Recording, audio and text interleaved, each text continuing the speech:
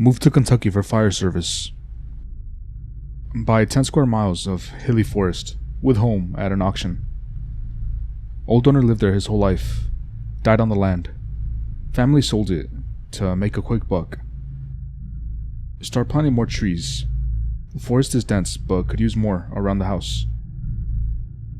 Put up trail cams because homeless wanderers coming onto property. Something is getting angry and ripping down my trail cams from behind, including ones high up in trees.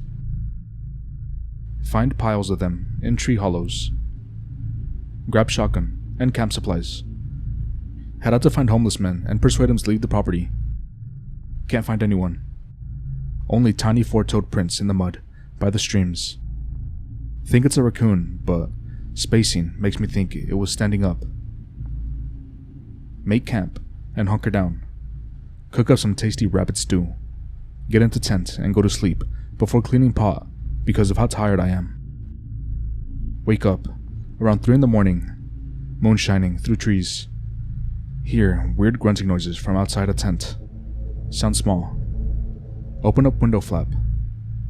Stew pot is swinging, but I can't see anything near it except for a mossy rock about the size of a gallon jug that I didn't notice before.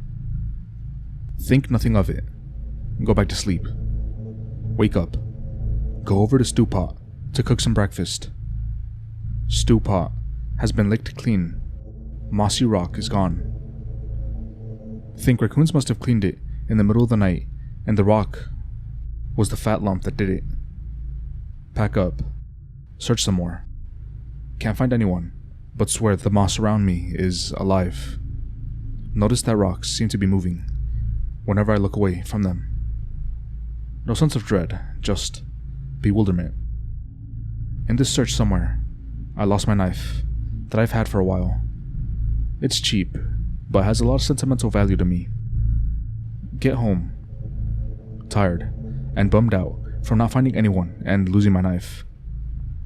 Go to sleep immediately. Wake up to light knocking at my door.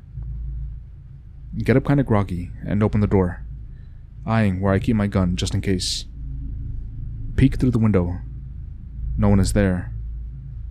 Grab shotgun, in case it was someone visiting their new neighbor. No one. Only forest noises, and the occasional butterfly. Step through door to feel my foot kick something. Look down. My knife is laying there on a small bed of flowers and grass. Look around, really confused but happy that someone found my knife, and then angry that someone was on my property and watching me. Shout out as loud as I can a quick thanks, and if they're out there, to come see me so I can talk to them. Notice around 3 rocks, all around the size and shape of a jug of milk, in a row just on the border of the forest. Pick up knife and walk back inside. Glance outside. Rocks are gone. I buy a border collie when I go into town that day. I have more stories about these things if anyone wants to hear about them. Okay, about a month later since finding my knife on my porch, planting more trees, working some land to make a small garden. Pupper, named Hugo, is walking around sniffing things, doing puppy stuff. While tilling, I notice 2 rocks on the edge of the forest. Think nothing of it. They don't bother me, and I don't bother them. Kind of getting used to it, and expecting them by now, to be honest. I don't feel angry. Hugo doesn't seem to mind them. Start getting really into my garden. Lose track of time, and look up to find Hugo, to take him inside with me for a break. Hugo is gone. I'm freaking out because I love the little guy. I look around frantically to see him at the edge of the forest sniffing one of the rocks. The rock he's sniffing shifts a little when his nose gets too close. I get up to run over to Hugo to keep him from getting hurt or something in case the rock tips over on him. That's when I see the moss on the rock shift and sprout out a tiny, spindly little arm. I stop walking for a second and blink to make sure I'm not seeing something. It's hot and humid, and I haven't been drinking as much water as I should. Arm continues to extend slowly and tentatively towards Hugo, recoiling a little whenever Hugo's nose touches it. I start back up, a little cautiously to not spook the rock thing. I'm getting nearer to Hugo, about 50 yards away, and see that it's petting Hugo's head. Hugo is wagging his tail, and generally seems to be enjoying it. I get about 10 yards away from them. I step on a twig and make a loud noise. The creature's arm shoots back into the body, and the rock starts tumbling frantically away. Hugo runs after them. I run after Hugo. I lose sight of Hugo, and search for him until nightfall.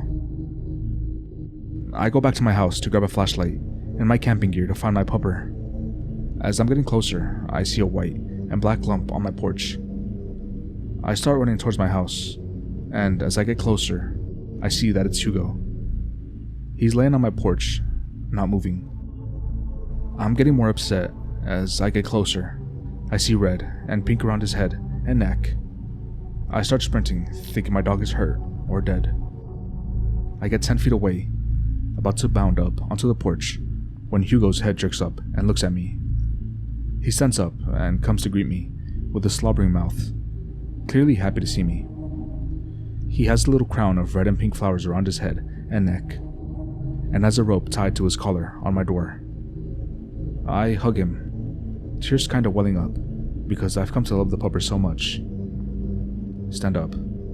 Shout a thank you to whoever brought him home. Go in and go to sleep.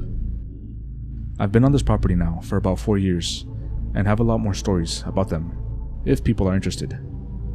I've gotten very close to them. I'm trying to build up my trust with the little things. About a year later, I keep seeing the rocks around my house, and they're getting closer and closer. Notice one is living in my garden now. Little different from the others, greenish gray, and very round, almost spherical. Every now and then, I take a peek out the window and catch a glimpse of it moving around. Very slow and methodical. The garden has never looked more beautiful since it moved in. I go out to my garden often and see it on the opposite side from me all the time. Decide one day to go up to it and try to show it I mean it no harm. I am unsuccessful at this. It just tucks its arms and legs in whenever it sees me.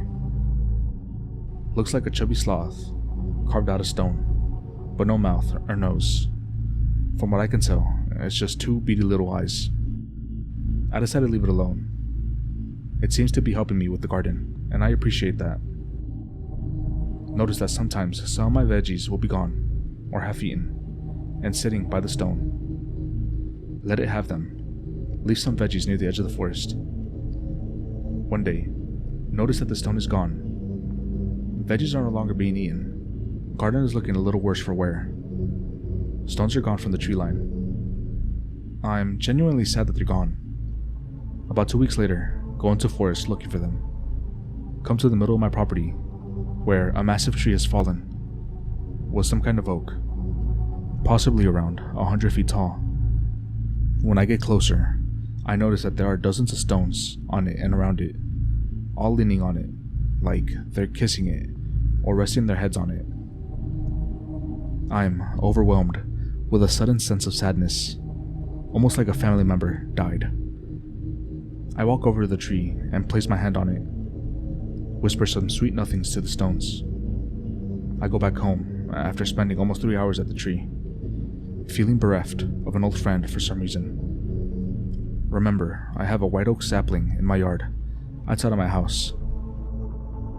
Dig it up and take it to the bigger oak in the forest the next day with Hugo. Plant it next to the fallen oak so that it will replace the giant hole the older one had left. Hugo is walking around the stones. Catch a glimpse of a few petting him. A few days later, notice the stones are back at the edge of the forest. Garden stone is back, and everything looks lush and vibrant again. I have another notable story that was kind of scary. I'll type it out. I guess it's not really scary, but it does involve a crazy homeless guy. Go out into the forest one day with Hugo to look around for bums, say hi to some friends, and just to be outdoors. Notice more and more signs of a homeless person living here. Trash everywhere, broken branches and plants, etc. I finally make it to where I think the guy is camping. Find a shelter and take it down, but nearly fold it for him so he can get off my property quickly. Starting to get dark. I'm a little worried that I missed him, or he's dead somewhere on my property. I see someone moving deeper into the forest. I shout out to him to stop and talk to me. The guy has a pickaxe, so I keep my shotgun ready in case he gets violent. I see he's smashing something with it. Freaking out, thinking I just stumbled onto a killing. That's when I hear the unmistakable sound of rocks being smashed. I fire into the air and get his attention damn quick. He drops his pickaxe and puts his hands up, mumbling something unintelligible. My adrenaline is pumping, I'm shaking, and Hugo is going mad on his leash. I scream at him about smashing the rocks. He starts saying how they were following him and throwing stuff at him. I almost shot him then and there, but instead, I lead him at gunpoint to the edge of my property and told him to get out and never come back. A few days later, I get a call from the sheriff's office about a body they found near my property. Homeless guy beaten to death and stuffed into a tree. Tells me that there will be a deputy coming to talk to me. Deputy shows up an hour later, questions me about if I had any interactions with the homeless guy. Tell him no. He starts to leave. Turns around on my porch. Mentions my stone fence is a little low, but looks good. Look around. See the entire edge of the forest around my house is surrounded by stones. Tell him thanks and see him to his cruiser. He leaves. I go back to my house. All the stones are gone, except for 2. I've got a lot of small ones, like gifts and whatnot. They leave me flowers, sometimes more mushrooms, things I've lost, etc. I've been giving them about a third of my veggies, and they seem to like that.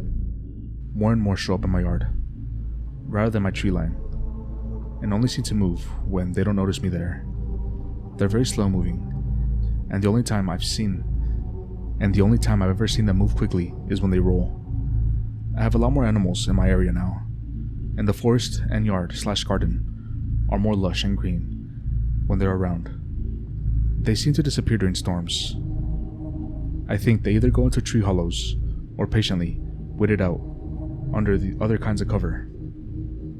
The garden rock likes to go into the small covered treeless I built for it when the rain comes. Never heard them speak, and I've only ever seen their faces a few times.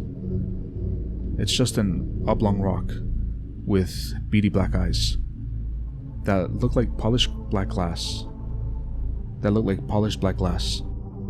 Very spindly arms and legs, but bony looking, but more vine-like. They tuck back onto the body and aren't noticeable. 4 toes and 3 fingers, and a thumb. Bodies are shaped like a bullet, and they're about the size of a gallon jug. The garden rock is more round though. Their head sits on the front of the body rather than on top, and kinda blends into it. The eyes are very widespread, almost parallel to each other, and about the size of a small marble. They are covered in moss, and can range from green to burgundy. I think that might indicate age, but I don't know. When they stand up and walk, they look hunched over, and they tend to waddle more than just walk, with its arms out. Like they're carrying something under them. There were a couple of things left in the house, like some personal documents, mostly health records. Other than that, I know the guy came from Holland, and that he built a house when he came over in the 50s. None of his family wanted the land. They just seemed to want to make some quick cash. I did let them spread his ashes in the forest though, because that's where he spent most of his time. With his wife, her ashes were also spread out here. According to their daughter, he seemed like a sweet old man. He liked woodcrafting, and I find some of his stuff here and there in the basement and the shop. I let the figure out that he made onto the porch, and the next day it was gone. Not sure if they took it, or if it was some other animal/vagrant passing through. This didn't happen to me, but my parents saw a dogman in Illinois about 20 years ago. Me and my parents, late at night, driving back from dropping me off at college, get into a big argument. refuse to talk to each other. Driving down Route 71, get into a little town called Newark, have to slow down. As soon as they get past the dealership, they start speeding up. Get past one of those Little Creek highway bridges, still not up to speed. Suddenly, out of the left side, northwest towards the river, a dogman appears out of the mist. It hobbles across the highway like Quasimodo, arms held up to its chest, doing some kind of strange zoomer dance, facing towards them, and stares at them as it shuffles sideways, trying to get out of the way. Looks my dad in the eye, says he felt extreme pity and misery. Has glowing green eyes, giant pointed up wolf ears, ugliest thing you've ever seen. Also evil looking, huge fangs sticking out of its mouth, humped back, giant claws, tapered body, muscular arms, giant muscular thighs, hocks like a dog, dirty and filthy looking, no clothes.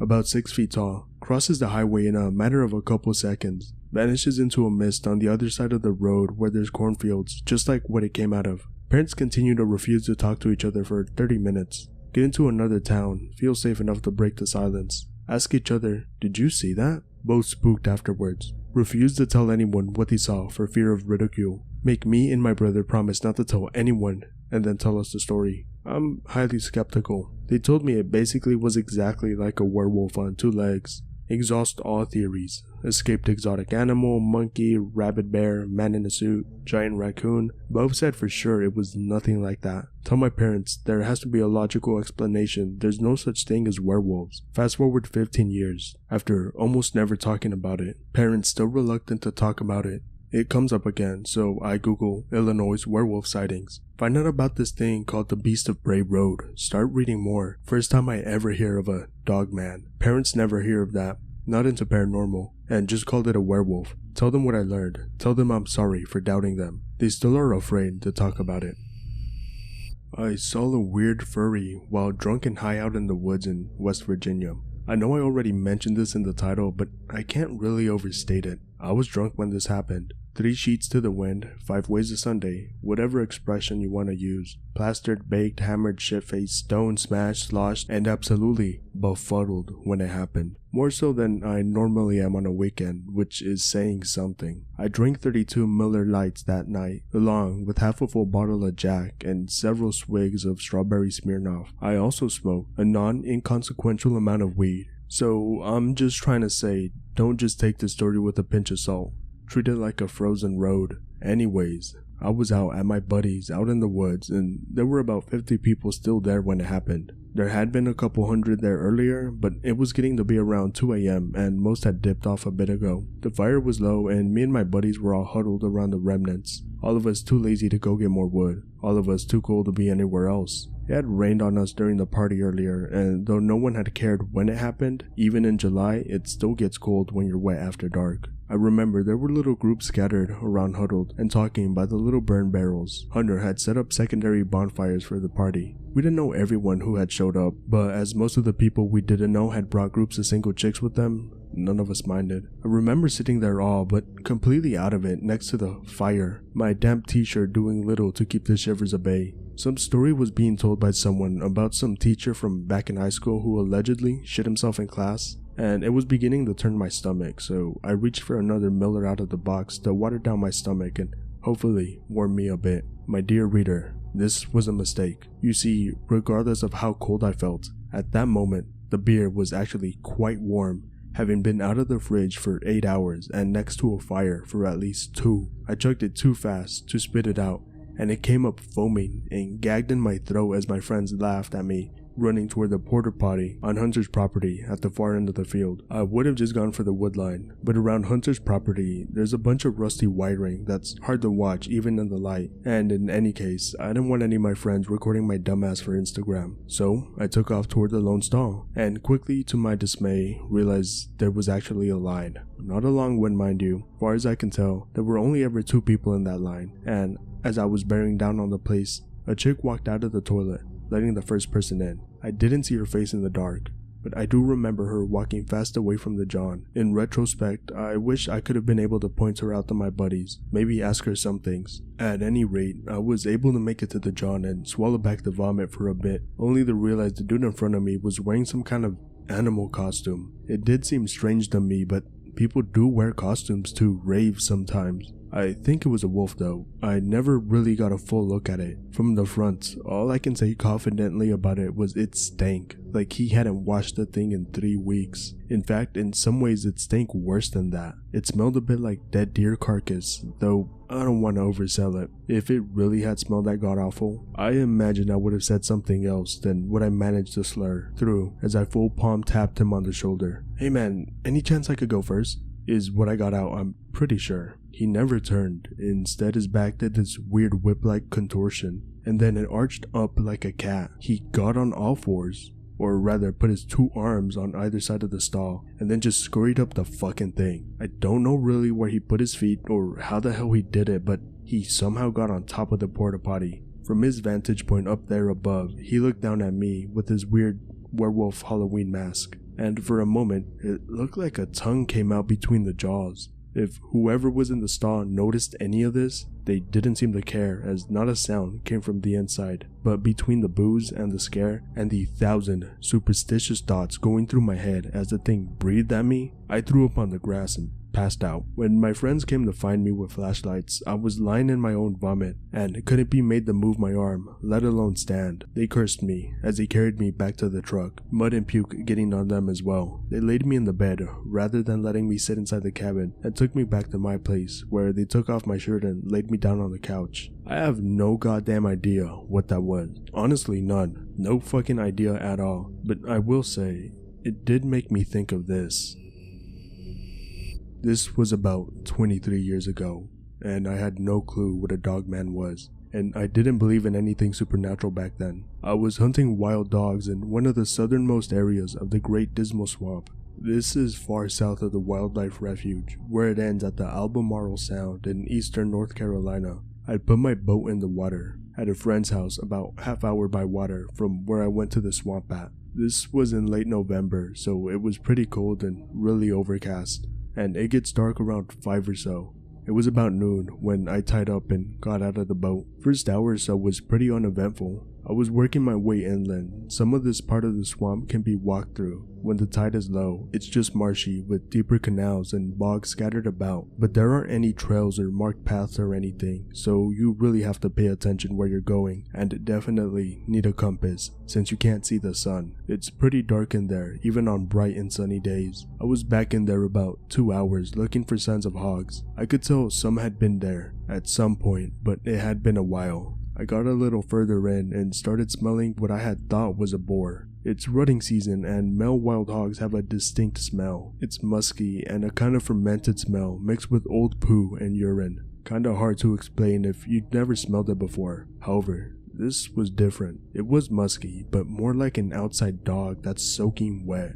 I stopped to look and listen, and after 10 or so minutes, I started to hear a snuffling, breathing that came and went. After a bit, I started to hear some growling. I started to get freaked out because it didn't sound like a hog and it sounded big. I stopped going and knelt down and waited and looked around. Where I was at the brush was pretty thick, so I really couldn't see more than 20 or so feet in any direction. That's when I started seeing movement. It definitely wasn't moving like a hog. It was kinda low, walking crouched down but not on all fours, and I was only getting glimpses of it and it would stop. It was about 40 feet away. This is when I actually started getting scared. I was born in northeastern Kentucky and spent most of my free time as a kid in the woods, camping, riding dirt bikes, and have always been comfortable, even deep in the woods. So when I moved to North Carolina, I fell in love with the swamp. This is the first time I think I had ever felt real and actual fear. I had a Mossberg 590 shotgun, full 3-inch 00 buckshot, with no extra shells and no pistol. The 590 also has a bayonet lug, so I took out the bayonet and put it on. I started backing up, not taking my eyes off of where I last seen whatever it was. A few minutes later, I hear it again, a little further over to my left. I'm about 3/4 of a mile into the swamp wick. Doesn't seem very far, but that terrain doesn't make for really quick movement. This goes on for about another 20 minutes while backtracking out as fast as I can, and I'm still hearing it and catching glimpses of movement, and the smell is getting stronger. After a bit, I realize that this thing has gotten between me and the way I came in from my boat, and I'm starting to panic. I try starting to get further away from it and headed in the right direction, and then I see it again. and it's standing up, and it's pretty damn tall. I was still back in the brush, so I couldn't really make out any details as it's dark as hell back there. I wanted to cry and run, but I knew that was bad, and it didn't seem like it wanted to get in the water, so I started wading through the canal, heading back towards my boat. I started to put some distance between it and myself, so I got back on the ground and moved a little faster, but I can still hear it snuffling and growling and moving through the brush, but it's not close anymore. I made it back to my boat and I'm soaking wet and freezing, but I thank God I made it out, and just in time as it's getting foggy and starting to drizzle. I'd never been that scared in my life. I made it back to my buddy's house and told him what happened, and I can tell he knows something when I tell him where I went. He brings me in and gives me some hot coffee with a big slug of bourbon in it. When I calm down, he takes me to the other house out back of his property to where his granddad lives. I met his granddad before, but he had always been kinda standoffish to me. I found out later he just had real bad PTSD from Korea. My buddy and his family had lived in the area since after the Civil War. I think his granddad's great-granddad had been a slave around there, but that's a story for another time. I guess what I mean to say is his family has history in the area and knew the place a lot better than me. After I told his granddad what happened, he stood up, looked me in the eye and said, "Don't go back in there. You're lucky you made it out. That's where the big dogs live." I left and went home and slept for about 18 hours. I tried to forget about the experience and started to believe I was seeing shit and freaked myself out. I eventually forgot all about it until a few years ago, when a Dogman Encounters video came up in my YouTube feed. I was curious what the hell a Dogman was, so I started listening to it, and the whole experience came flooding back to mind. It was very similar to what happened to me. I started looking into it, and there have been other sightings and encounters in eastern North Carolina. So that's my story. I'm 44 now and still live in coastal North Carolina, but haven't been back anywhere close to that area. I still hunt and love the outdoors and the swamp, but don't go too far in anymore. Friend finally gets a car when he was 17. Bit nervous, so asked me to go out with him one day. Say sure. Arrived at a fairly remote but still close enough place one afternoon. Stopped for a bit to talk some shit. Quiet place by a cemetery. We're sort of positioned above it, like the cemetery's on lower ground and the entrance is higher up. Peer into cemetery. Is that someone digging a grave by hand? They still do that? I thought they use those mini diggers now. Whatever he's doing, he has no regard for the earth he's removing. Bit of a bumpkin play, so I wouldn't be surprised if they were digging by hand. Decent distance away, so it's hard to really tell. Peer harder. I'm not sure that's a person. Encourage friend to drive closer to get a better look. It's a dog of some kind digging the shit out of that grave, like when dogs dig holes on the beach. Pig related, but imagine it more aggressively, digging as if it had a real purpose. Look around, it's done it to several of them. Stops digging and looks right at us, growling. Kinda semi-stands up on its hind legs like a person, but it's still hunched over. Shows no kind of struggling to balance, as if it's done this shit on a daily basis. Takes a couple steps towards us still on its hind legs. Friend panics, pulls a Yui, gets us the fuck out of Dodge. Never been back. We don't have werewolf or dogman stories, or nothing like that where I'm from, but that definitely wasn't an ordinary dog. It wasn't man-sized exactly, not even St. Bernard size. It was more like a really big German Shepherd. Really big in comparison to the size of a regular German Shepherd, but more gray and black rather than all black or black and tan like they usually are. I got one that sort of fits the bill, not pasta though. Live in Farmington, New Mexico for about a decade as a chillin'. This is bordering on the Navajo Nation. Lots of drunk Indians wandering about. Some of our family friends are Navajo, superstitious but didn't like sharing it with outsiders. Run cross country in high school because I'm scrawny, and there's nothing else to do in Farmington besides meth and football. Go to meet in Gallup. This is near Widow Rock, Pick related, which is big to Navajos because it was their capital once. Big in their mythology, part of their creation. Anyways, going to and from the meet requires traveling a long-ass unlit 2-lane highway through the Navajo lands in a shitty school bus from the 70s with 20 other high schoolers. We're heading back at night and have been like an hour, pitch black out, near no moon, bumfuck nowhere, trying to listen to music when the bus lurches. Look at what the fuck our driver/coach is doing. Notice something in the headlights. Looks like a coyote or something, but 8 feet tall, standing on 2 legs. Running at 60 miles an hour, bobbing in and out of the headlights.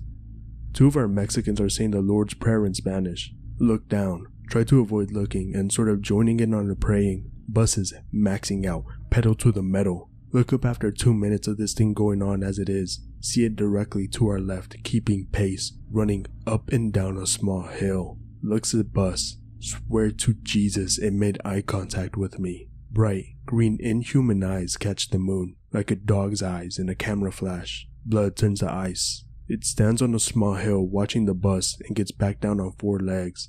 Get back to town, tell my dad. He tells us our Navajo friend's father comes over and burns sage, spreading the ashes around our home. Never mention it at school to anybody. It was a steep Tuesday night winter. What many could regard as a time of comfort for family and bonding. I didn't get any of that any year. I've lived on my own for a couple of years now as an antisocial worm. I was preparing myself for another restless night when I had noticed the windowsill was open. I found this odd because, obviously, I didn't recall opening it, though it could have been my imagination. I firmly shut the panel and continued my routine of getting into my pajamas. The closet felt emptier today, not to mention it was a mess. Snugly, I fit myself and get into bed to turn on the TV, despite the odd occurrences. It was roughly 1 a.m, and I didn't feel a wink tired, just groggy and sick. I shifted through channel after channel, tapping at the remote until the batteries unfortunately died. Though I really didn't want to. I got out of bed and made my way to the kitchen so I could replace them, and what the fuck? The kitchen was a mess. Was someone here? How? I locked my front door. I was paranoid now as I began organizing everything, feeling watched. I kept the kitchen knife close to my person while finishing up. A jolt running down from my spine as clattering pots sounded from the pantry. Who the fuck is there? I called to the closed door, with a blade brandished, slowly reaching for the knob before the door flung open. Inside, I found a girl. She looked no older than 10, with skin as dark as the night, and unnaturally gray blue hair that somehow had an enchanting teal glow to it. She had her face stuck to a pot, and I grabbed the handle to pop it off. My eyes went wider at the abyss that was the girl's face. Nothing but 2 large blue eyes and glowing lips. She tilted her head at me, focusing on my being rather than the knife I practically held in her face. I lowered my arm and rubbed my head. Kid, how the hell did you get in here? Where's your parents? She could have been my neighbor's daughter, but even then, there's no way she'd be able to get into my house. I was met with silence as the girl walked past me and sat at the couch while playing with the remote. Hey, leave that alone. I sat beside her and snatched it away, but to my dismay, she already opened the back and had the batteries in her mouth. I tried to speak, but she swallowed them whole, leaving me clueless as to what the hell I was talking to. Was this even a child? Or some freaky alien? She sure felt otherworldly. My hand gently ran through the hair of the girl. It felt like a cold vacuum. Like space, if you would. I rode my head and gathered myself.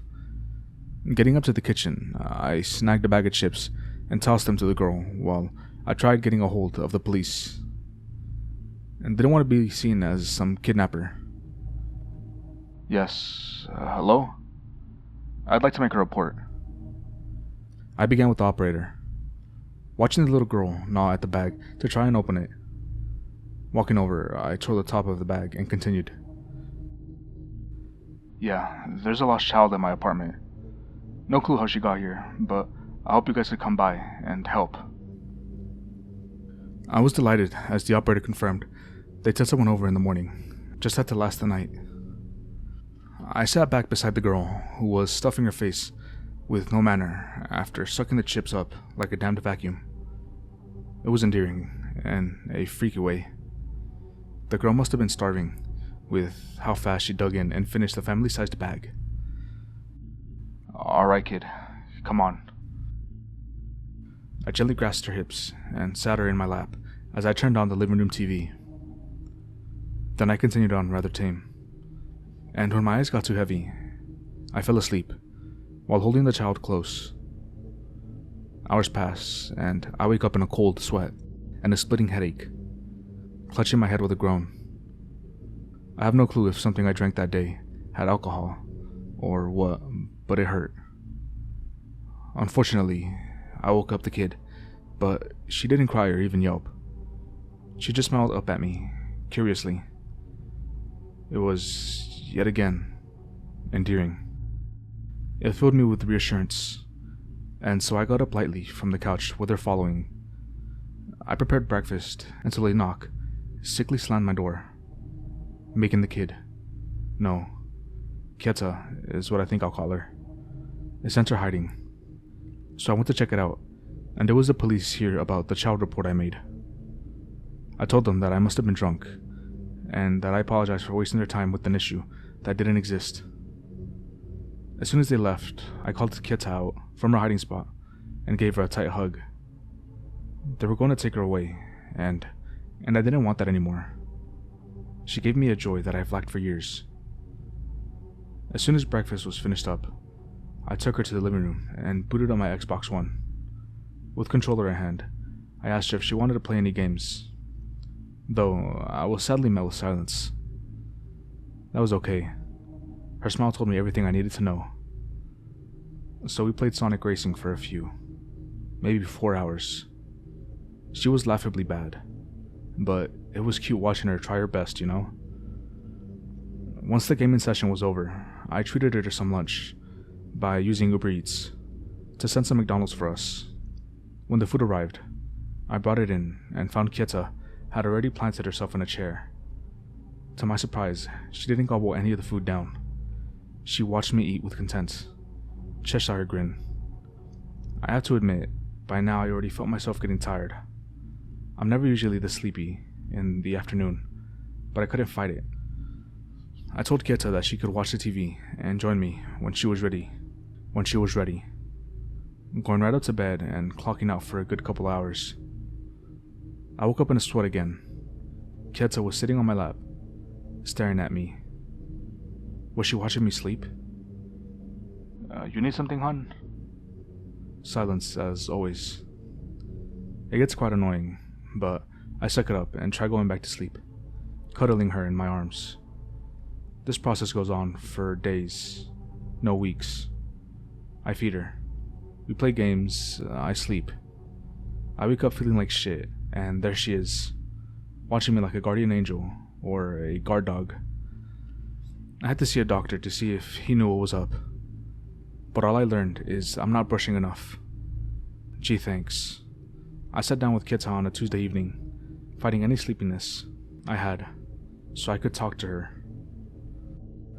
I don't feel well, hon. It feels like my head is always aching, like I'm hearing things, and I don't think I can keep taking care of you in this state. Please, I need you to tell me if you'll be okay if I arrange a babysitter for you. She didn't speak a peep, just nodding in an uneasy pace. I had to go with it, but I had skepticism, and got up. She took the remote and watched the TV. I set up a camera in my room to see if I could get down to the bottom of this and figure out why my sleep was so horrible every fucking night for the past 2 months. Once it was all adjusted, I rested in my bed and got as comfy as I could. My eyes slowly sank and I drifted off for the night. When I awoke, I was shocked. Keita wasn't on me like usual. I got up and quickly scurried out of bed. Keita! Keita! I called as I made my way to the living room. She wasn't there either, not in the kitchen nor bathroom. I felt an immense dread like none before. Did she get kidnapped? Did she wander out of the house? Either way, I dashed for the phone to file a missing person report. Hours passed, and the sun rested across the horizon. The clouds had never felt so gray to me. I sat in my bed with the phone close by for any call of the cops. When it caught my attention, the camera I set up that night, I had to know where she went. I snatched the metal trinket and rewound through, searching for answers. Something finally caught my attention. Something that made my blood run cold. It was Keita sitting over me last night, but something about her face was almost eerie. Her hair was much longer and looked like it was fucking floating. I leaned in as the girl I once trusted showed its face to the screen. It was horrific. It was horrific as it was beautiful. Two massive eyes that reflected the night sky, and a gaping blue mouth devoid of teeth. Just a mystical void. She was sucking something out of me. My soul? No, it wasn't that. It was a light pink bubble that just looking at it gave me a sense of comfort. Like a dream. She devoured the bubble. She faced the camera and turned tail, opening the window. In the 2 months I had known her, she muttered a phrase that won't leave my mind. The last thing it ever said as it leaped from the windowsill into the night. Good night, Mr. Prince. I'm writing this story having just returned from a week-long road trip across the American Southwest, during which I experienced what I believe to be a series of paranormal events with tangible consequences and stark parallels to Navajo legend. The post may read somewhat blog-like, but what happened to me changed my outlook on life, Native American legends, and how we interact with them, which to me is paranormal. I planned the trip for months. The itinerary was to visit the following national parks. Day 1, Drive. Day 2, Bryce Canyon and Capitol Reef. Day 3, Canyonlands and Arches. Day 4, Black Canyon of the Gunson. Day 5, Mesa Verde. Day 6, Grand Canyon. Day 7, Drive. Ambitious, right? Not listed are a dozen or so national monuments, state parks, and other points of interest along the route. Common to all these places, the deep millennia-old connection to the Native Americans who once dwelled there, and their abundant rock art and habitation sites. When you're in these places, there's almost a different energy to them, but that's something I'll get to later. Materially, the remnants of these people's cultures and lives are everywhere, and the importance of respecting that fact cannot be overlooked. I feel silly writing this, as someone who describes himself as essentially an atheist, but when you're in these places, the spirits are indeed watching you, and will make it known if you upset them by slapping your shit. Sometimes, they just slap your shit for fun. Day 1. The drive went up without event, up through Tehapachi, a classic California scene, golden grasslands and verdant oaks. From there, desert until nightfall. I slept at a rest stop an hour outside of Bryce the first night, exhausted from a 10-hour drive. In my car, the night was spent cramped and restless. The following day is where I think the actual paranormal events began unfolding, and Bryce Canyon is where I believe I picked up the bad spirit, as legend would foretell.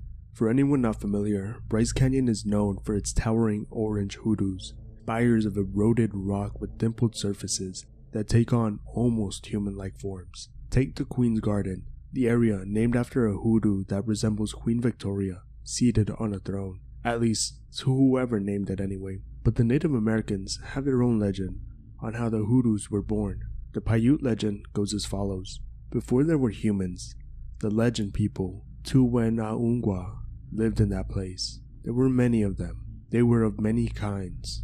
Bird, animals, lizard, and such things. But they looked like people. They were not people. They had power to make themselves look that way. For some reason, the legend people in that place were bad. They did something that was not good. Perhaps a fight. Perhaps some stole something. The tale is not clear at this point.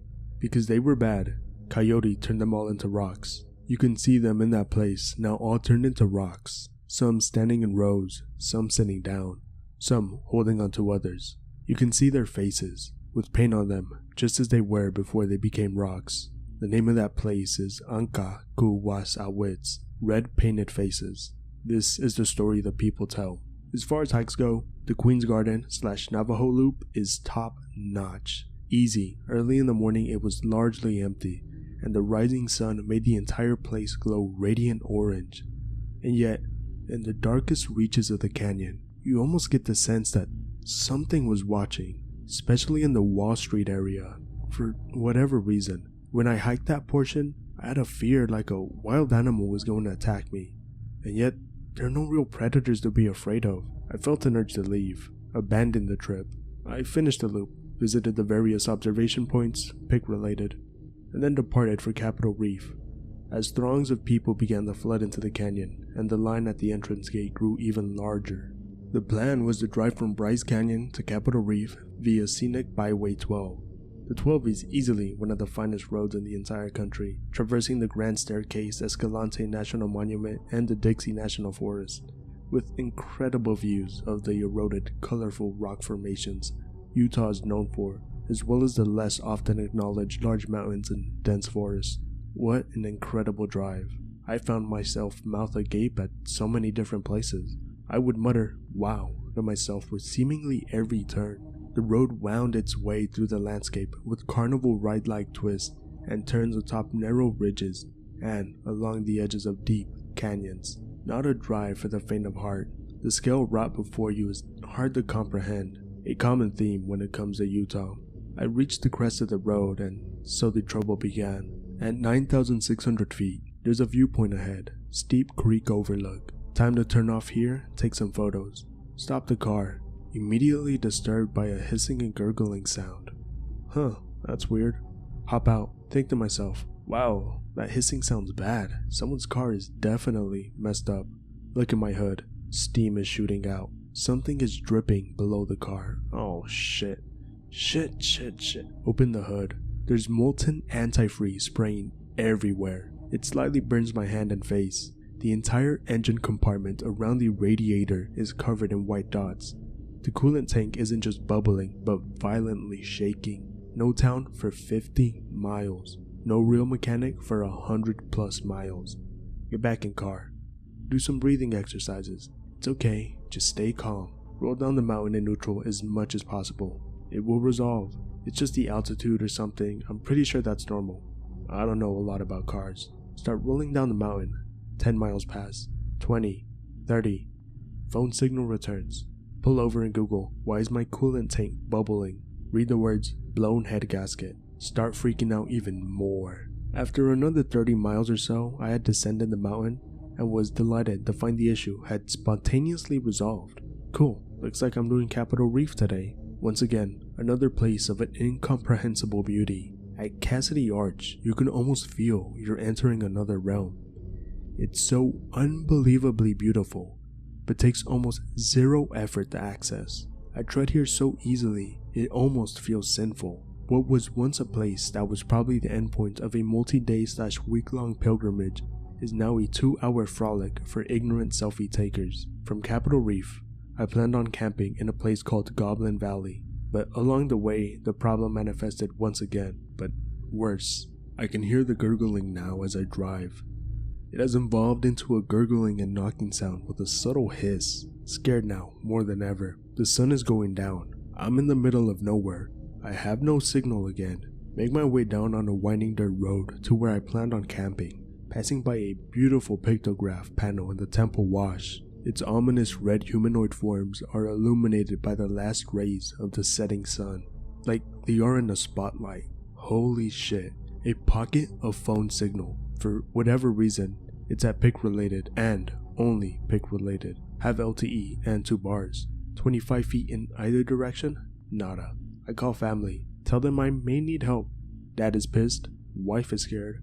Mom doesn't answer. Feel very alone. Every time I start the car, the engine bubbles and hisses. When I turn off the car, it continues hissing and the engine stays on. Why the hell is the engine still running if the car is off?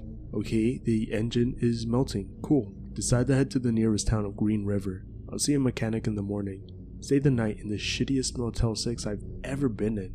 Cried like a little bitch. It was at this point I had a revelation, as if I were being instructed by someone to reach out. I focus on the local spirits. Try to channel them, for a lack of better words. Ask them why. Ask them for help.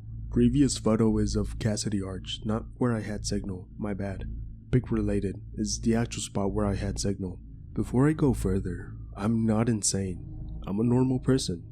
But I've browsed X so long, I'm open. I'm a skeptic, but I'm open.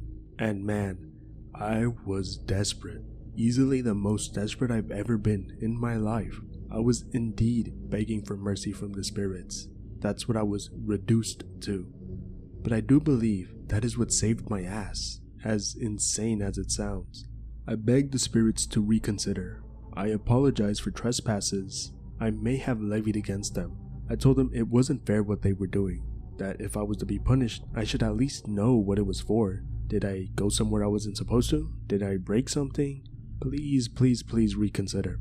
I fell asleep that night doing breathing exercises, trying to stay calm. It worked surprisingly well. I awoke the next morning, 2 minutes before my alarm was scheduled to go off, and called the mechanics in Moab. Lol, nope, we don't do head gaskets, try Grand Junction. So I called the mechanics in Grand Junction. A head gasket, he exclaimed. That's a lot of fucking work. An exact quote. If you can get it here, it's gonna cost thousands. Thanks. Looks like I'm on my own for at least some ways. Walk outside. The car is now cool. I open the radiator cap. Is there enough liquid? Fuck if I know. The reserve tank is 100% empty. Maybe it's the radiator cap? Pour water in the radiator. Pour water in the reserve tank. The reserve tank just empties onto the ground. Okay, fuck. Have the bright idea. If there's air trapped in there, maybe I can run the car without the cap for a bit and it will force it out or something. At this point, I'm desperate for the problem to be anything but the head gasket. I run the car with the cap open. It knocks and squeals. Turn it off. Fuck. Put in more water. Replace the cap. Well, I have to drive either way. Decide to rock it till the wheels fall off. Drive the Moab from Green River. Stop every 10 miles to see if the problem has persisted. It stopped. Holy fuck, it's gone. Totally silent. Onward. Finally outside Moab. Longingly past the entrances to Canyonlands and Arches. Stop at a breakfast spot. Fuck it, might as well eat. Eat a delicious eggs benedict. Head out the car. Seems good. Fuck it, I'm doing this. I'm going to fucking Canyonlands. This necessitates driving up a winding road, ascending 2,000 vertical feet to the top of the mesa. Drive the car as gently as possible. Stop frequently to see if it's okay. No issues. Cool. Do everything in Canyonlands. Another mind-blowing place. A place that feels like you're trespassing on sacred ground. White Rim Overlook. Pick related. All the other stuff. Descend back to Moab. The car is totally fine. Fuck yes, this is great. Need to set up camp. Head down Potash Road. Pass another large petroglyph panel. Horned giants. Bug-eyed humanoids. Animal motifs. What an amazing spot. Pick related. Looks like I'm sleeping here tonight. It was at this location multiple paranormal experiences occurred, soon to be elaborated upon. Still have maybe 2 hours of light left. Corona Arch is right around the corner. Fuck yeah, let's do this. Drive on over. Car's good. Cool. Rapidly ascend the Corona Arch. Pass a bag of dog shit on the side of the trail on the way. Important for later. Make my way to the arches in the area. Absolutely stunning. Despite not being a national park, this may as well be. Feel an intense energy emanating from this place. Like I'm being watched. Multiple dogs off leash running around. Obnoxious loud people. Screaming children. But damn, look at them curves. Descend back to the parking lot. The shit bag is still there. Decide to pick it up. Apologize to the spirits that someone left shit in their sacred living room or whatever this place is. The spirits are pleased.jpg. Walk by multiple people with dogs off leash. Stare at them coldly as I walk by with my shit bag. Half a mile of dog shit holding later. Dispose of the shit in the dog shit bin. As I throw it away, a shocking realization comes to me. This is an allegory. This is what it means to actually give a shit. Another thought comes to me. If you shit on them, they will shit on you. Have a bad feeling about the person who left the shit. Maybe I passed my curse onto them. Start the car. No sound. We are a go. 15 minutes later, in town with the last light of day, dark storm clouds are forming on the horizon, obscuring the sun. But it shines through below them, as it is so low on the horizon. It's not raining, but it looks like it might. Come across nachos and eat them on a porch outside. Bomb-ass nachos. Get up to dispose of the trash. A single fat raindrop hits me on the head. I look up. As I look up, a rainbow immediately forms over the town where I'm staring. It appears over a period of maybe 5 seconds. Lingers for another 5 seconds. Seemingly no one else on the patio notices it, otherwise I would have expected to hear a chorus of oohs and ahs from the numerous children I shared it with. Snap the photo, pic related. It immediately disappears. Take meds.jpg. Yep, that's a sign. That is a fucking sign. I am set. So glad I picked up that shit. Feel unbridled confidence, like I can finish the trip. The spirits are seemingly pleased that I learned my lesson. According to this guy and Navajo legend, rainbows are means by which spirits or holy people communicate with us, their children. I didn't need any further evidence. I knew at this point I was set. I went to my camp, prepared the fire for the night, not expecting what was to come next. Now, at this point, you can say I was just hallucinating or in a semi-awake state, but it simply goes beyond that, given the subject matter and context in which it happened. In my opinion, prepare the fire. It's a good one. The night isn't really cold, but everything feels perfect. The fire illuminates the sandstone wall by my camp. I can see my shadow softly projected to a height of almost 20 feet high. Move my hands and arms about making different shapes on the wall. I have this weird feeling that this is how the Native Americans also use the area, and even that wall, to tell stories. Burn up all of my wood. The fire's just hot coals now. Guess I'll rest. Big day tomorrow in Arches. The sky is cloudy. The moon shines through, casting enough light to illuminate the area, enough to navigate around without a flashlight. Look up at the wall, maybe 25 feet up on the embankment. At the base of the wall, I see what appear to be two figures. They look just like beige humanoid forms. I feel like I'm being watched by them. The feeling is like a combination of fear and intrigue. They aren't threatening, but they are powerful. Their heads almost look like cone-shaped, and their forms are rather smooth, almost as if they don't have limbs. The two look more or less identical. Maybe one is shorter than the other. Shine my flashlight up there. See only rocks. Rough rocks, not smooth ones. Turn off light. Well, I don't see it anymore. Guess it was just my tired mind playing tricks on me. As I lay down, I feel a sense of peace and comfort envelop me. This is where shit got real. Suddenly, it feels as if I have fallen into the ground. Intense, closed-eye visuals akin to being on mushrooms or LSD. Bright, undulating patterns of multicolored light, mostly blues and purples. Then it appears in the center of my vision, a massive, black swastika. I forgot to mention this important point from the fire earlier. As I'm sitting by the fire, I realize I should make an offering. Okay, here you go bros, try this shit. Throw some weed in the fire. Smoke a little myself. You know what? I'm so grateful. Here's another bit of weed. Think about how Native Americans would have fucking loved weed. Poured a little beer into the fire. Back to my sleep vision. The swastika starts spinning. Spinning so rapidly it's just a blur. It fills my entire field of vision. More swastikas appear in the background. Also begin spinning. Everything is happening in a sea of purple and blue undulating light like a nebula. It's an experience on par with any hallucinogenic drug trip I've ever taken in terms of how visuals were. Chains of red diamonds and other geometric patterns are flying towards me. Remember, this all happened mere moments after laying down. Fall into deep sleep. Wake up around 3 a.m. Didn't put the rain fly, so I'm sort of cold. I can see the skies are clear now. The moon is below the horizon and the stars are out. Feel a sense of happiness and peace. Feel so good that I'm emboldened. At this point, I feel like something is there. It's okay to show yourself. I'm not afraid. I'm grateful. The canyon grows noticeably silent. Immediately, hear shuffling behind the tent. A shrill whisper that almost sounds like my voice. Softly. Crunch, crunch, crunch, crunch. And then the sound.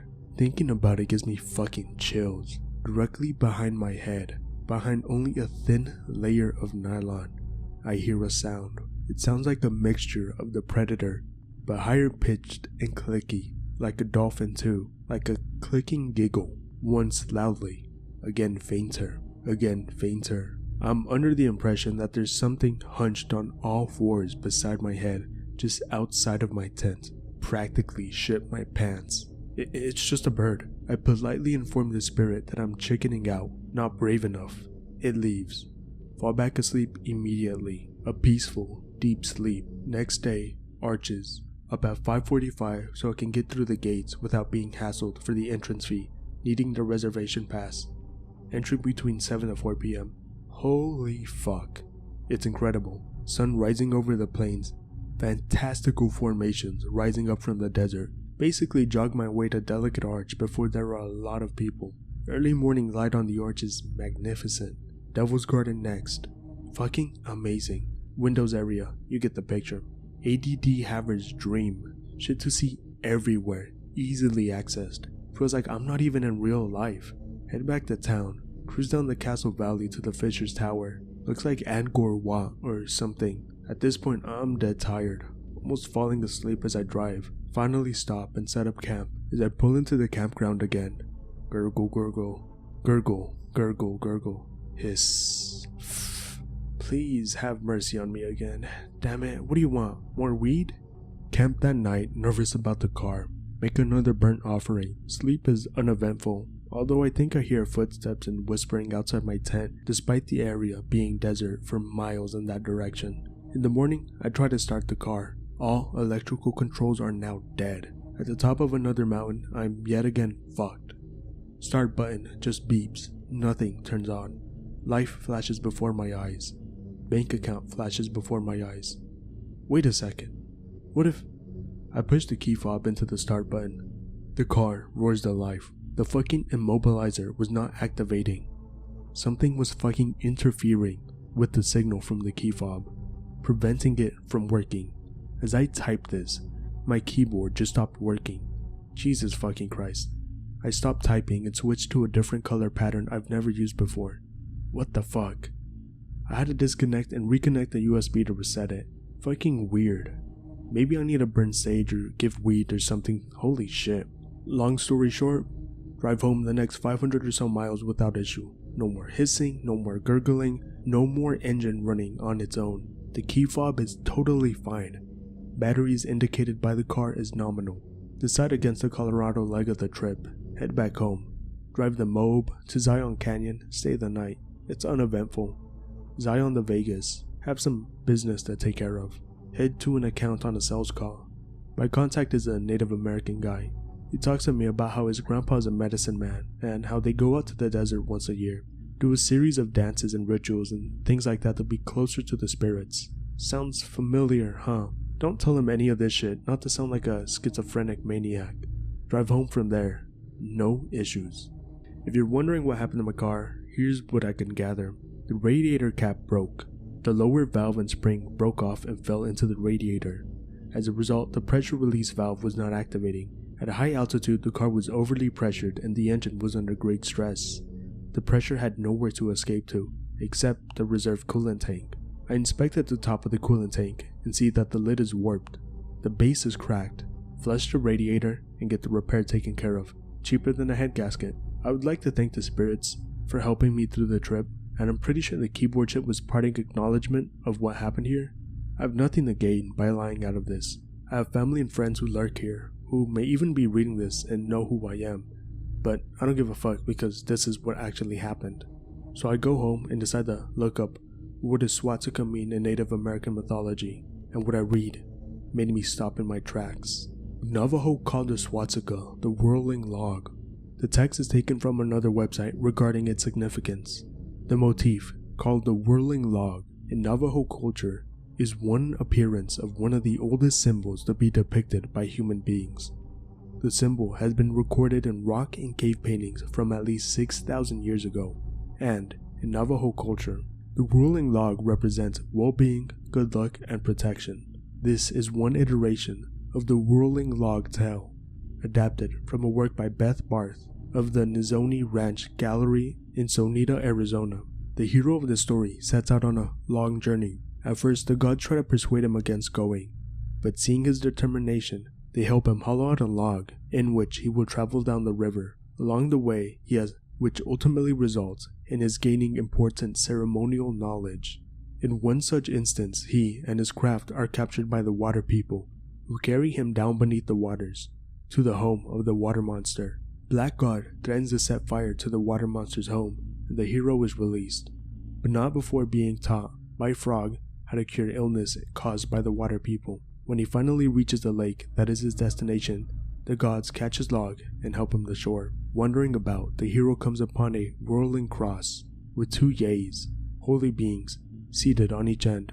From then, he learns the knowledge of farming and giving seeds. He then returns home to share these gifts with his people until the late 1800s, when J. Lorenzo Hugo and J.B. Moore opened their trading post in Arizona and New Mexico. Navajos portrayed the whirling log solely in their religious ceremonies in the form of sand paintings. but in 1896, the symbol proliferated on Navajo rugs. The parallels are rather obvious, and I had zero knowledge of the story prior to my trip. Make of it what you will, but I personally, definitely a believer now. BRB, gonna go buy some sage to burn. That's all, folks. Humanity was due to break a new world record anyways. Mankind's progress for becoming greater than we were the day before has become stilted, but eventually one person from two different types of people will sit down and decide to change history. Those two types are the men who wish to be a pioneer and the men who wish to make money. While I like to think myself as the former, the people at Virgin Galactic who've funded this project fit squarely into the second type. We're mere minutes away from reaching what we have to do, the highest jump anyone will ever have done. Earlier attempts were done through usage of weather balloons, from my understanding, while the great men that have come before me have risked their lives in achieving what was previously thought impossible. It is time for them to be surpassed. It feels cramped inside this spaceplane. My arms and legs are bundled together in silver-lined restraints, while the entire interior of the plane being coated in a dark blue. A small monitor displayed the time and the stages the plane is going through. It is currently 3:09 p.m., and we are nearing the end of the takeoff stage. White Knight 2 is controlling the ascent of the plane, so there's only a quiet hum from above. Everything else is silent. I remind myself why I'm doing this. While human progress has stilted, technology is continuing to thrive. The men who organized this project understood this notion. The general idea for it came when their passion project, the Spaceship Two, went from a thing of novelty and fantasy into a legitimate and affordable way of travel. As soon as they perfected the formula, they realized they could best the records set by Joe Kittiger, Felix Baumgartner, and Alan Eustace. Not by a few thousand meters as well. They could have a man jumping from a height of 300,000 feet, more than double the current world record. I was chosen to be the man to jump, as my qualifications and training proved to be highly satisfactory. I do not aim to disappoint. The record will rely on the plane reaching the highest altitude, at the point where the plane reaches a state of microgravity, a state of weightlessness. Once reached, I will exit the plane as soon as possible and dive down to Earth. As of now, the plane is currently being piloted toward space. The plane has been separated from White Knight 2, and the rocket engine has just been activated. It is now 3:13 p.m. I am sitting as close as possible to the door I have to jump through. It takes all my strength to not look outside the window. I don't want to spoil the surprise. The next stage is being reached with the climb. The plane flies upwards at a near perfectly straight line. It is hard to tell if I'm sitting down anymore. I can only see the ceiling as of now. The helmet restricts my vision in parts. I feel myself starting to sweat in this suit. It was made to withstand intense temperatures, in the event of an unexpectedly high re-entry speed, and for the general coldness of space. A drawback has come from it retaining heat on the inside. It's like a sauna inside the suit. Hopefully, I'll keep my head clear when I have to leave. Almost there. I can hear a loud hum from the back. The last of the rocket engine is being used. Microgravity should start any second now. I run my hand through my back to be sure my parachute is still there. It is. I fall near the clouds. I will release the parachute. Once I'm down there, I'll be remembered as the new pioneer for the ages. This event will be bigger than my life. It will be bigger than anything. I feel my legs jitter in place against the floor, and then they stop. They can't jitter against the floor when they're not on it anymore. We've reached the maximum altitude. I unbuckle my restraints and move to the door. I give a thumbs up to whoever's piloting and open the door. I look down at the world in front of me. It doesn't look as big as I thought it would up here. I can barely see the land down there. It's a mixture of clouds over a sea of blue, like a ragged blanket stretched over a bed. It gives me a pause. I feel nauseous. It starts to set in how insane this is, but I refuse to falter.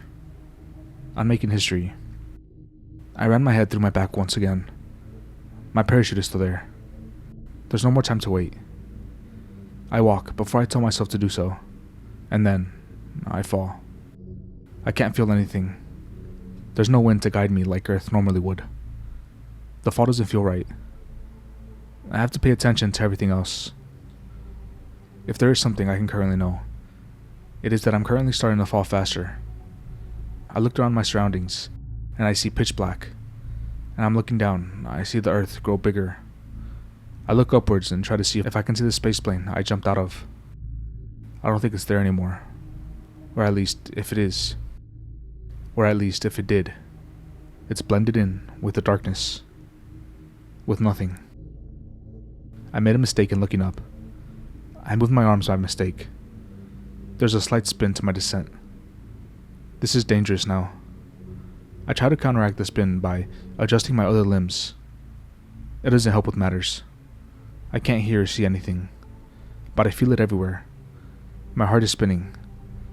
It feels like my blood is forced to be stationary. I have to keep trying to center myself. Can't panic here. Anywhere but here. At some point, I exit the mesosphere and approach the stratosphere. The spin is starting to stop, but only just. But now, I just fall quicker. Feels like the worst roller coaster in the world. I'm sick to my stomach. I have to hold it in. I look around my surroundings. Around me is pure blackness of space. Below me is Earth, growing even larger. Above me is a blue fire. Spaceship 2 is on fire, and rapidly descending. I don't understand. There weren't any malfunctions during any stage of this. There were no reports of meteorites approaching at this time of day either. Any rational explanation I could give for why this is happening is wrong. I'm still falling to Earth.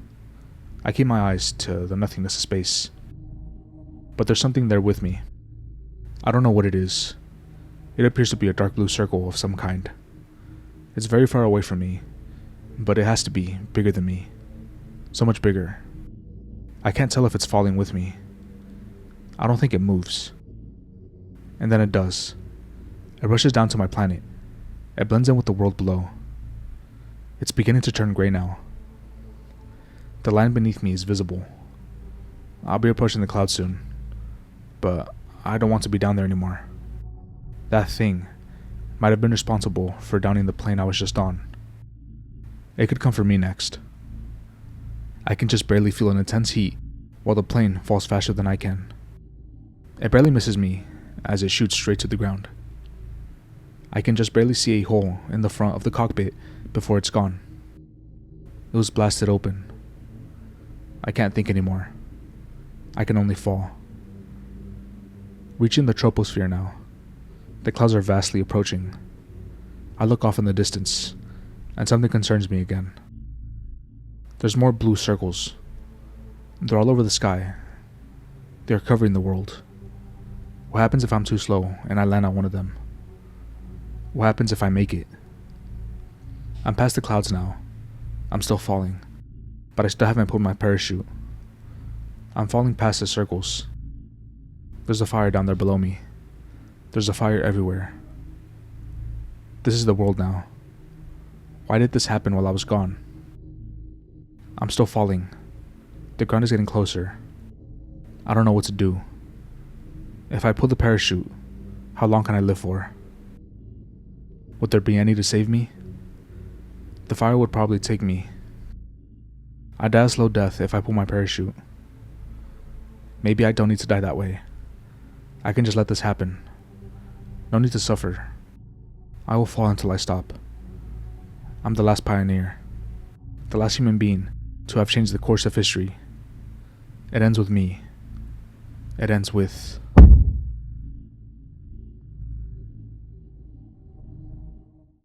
Shared experience with my little brother. Had a few other experiences as well, but nothing like this. Be 12-year-old.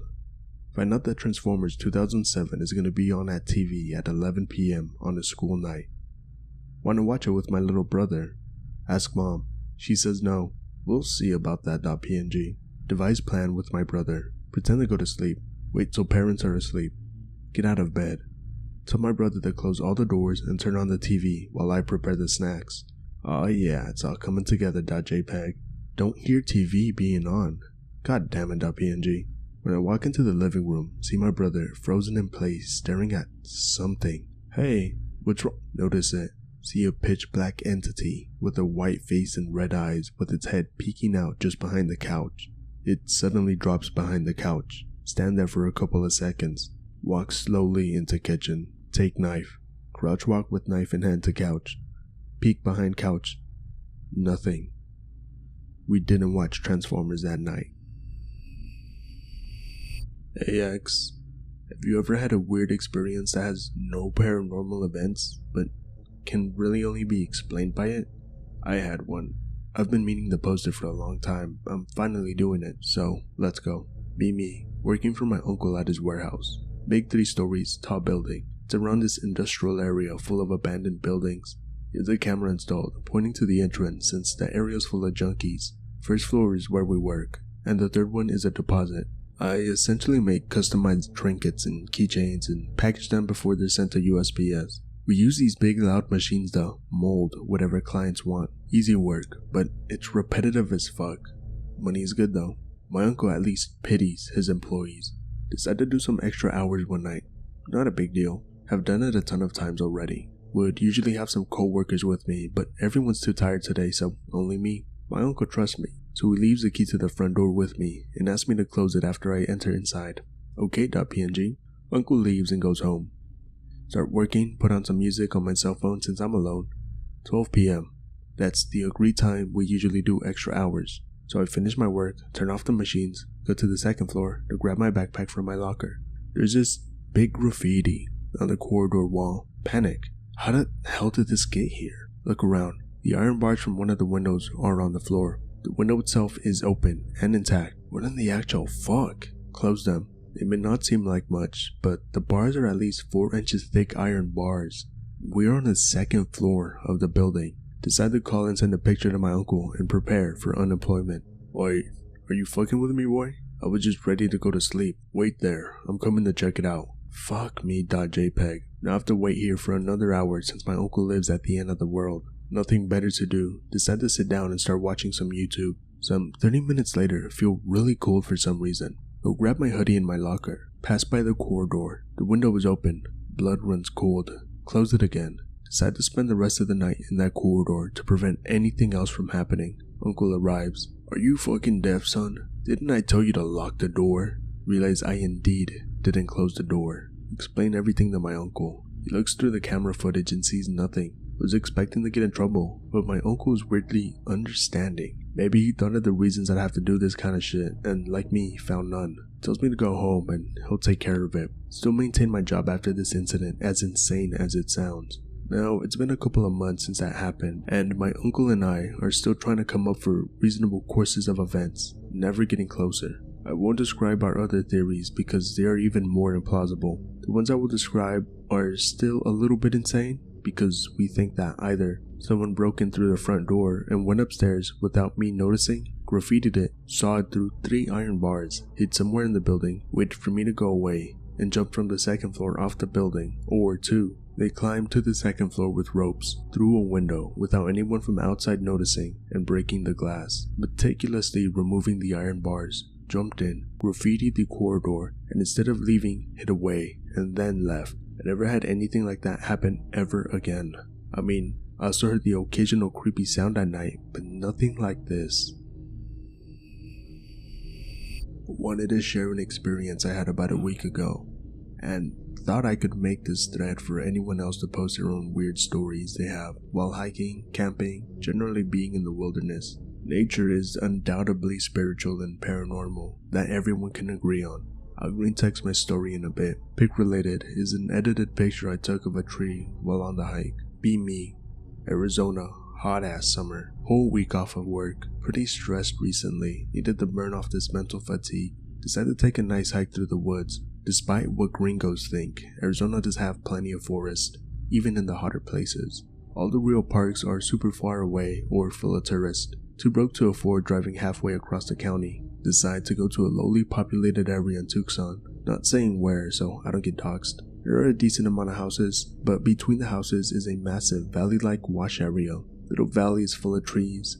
Water maintains a path down the middle that I can walk through, but everything else is thick. Enough trees to provide shade in most spots. Actually pretty cool for a summer day here. Stop by Circle K. Just bring water for a trip since I like foraging for my food while I hike.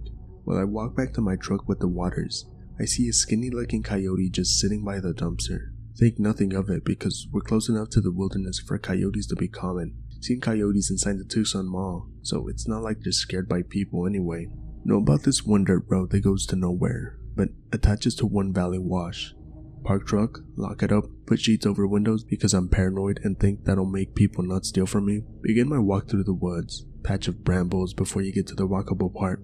Not literal brambles, but like cactus and shit. Tough through it, only get a thorn in my jeans. Take my nice serene walk through the woods. Spot a few cool birds I haven't seen in a while. Some weird bugs too. There's so many bug species that have yet to be identified, you know? Just generally enjoying real nature. More real than the state parks that have tourists in every cranny of it. See the occasional very old can or bottle. Trash from decades ago probably. Doesn't look like any people have been here in a long time. It's like noon now. Kind of tired, hot as fuck. Thankfully the shade is getting more intense as the trees get more dense the further I go down the road. Find this big fucking rock that was casting a bunch of shade below in the valley. Really cool spot. Very comfy under the hanging rock. Sit down and rest my legs for a second. Relaxing for a few minutes when my ears shoot up. Innate feeling of being watched. 3 coyotes further in, kind of hiding under some trees. Clock that it's coyotes. Calm down. Brought my revolver with me, so I'm really not afraid of a bunch of crack-headed wolves.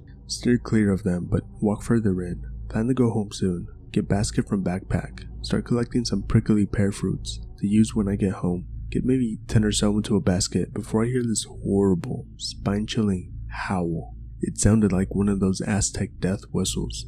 Put fruit basket in left hand. Take revolver out of the holster with my right hand. Probably a mountain lion or some stupid person in one of those far off homes using a death whistle for some reason. Steadily tread back where I came, keeping my revolver out and turning my back every few seconds. Not really that concerned, but I don't want to be mountain lion dinner anyway. I haven't really clocked it, but I'm so far in the wilderness that I was near the base of one of the mountains. Walk for a little while like this, paranoid that a big cat would jump up and try to eat me. Hear the same fucking horrible howling. For some reason, it makes my eyes tear up. Hands start shaking. At this point, fuck the fruit basket. Drop it to the ground and start jogging back.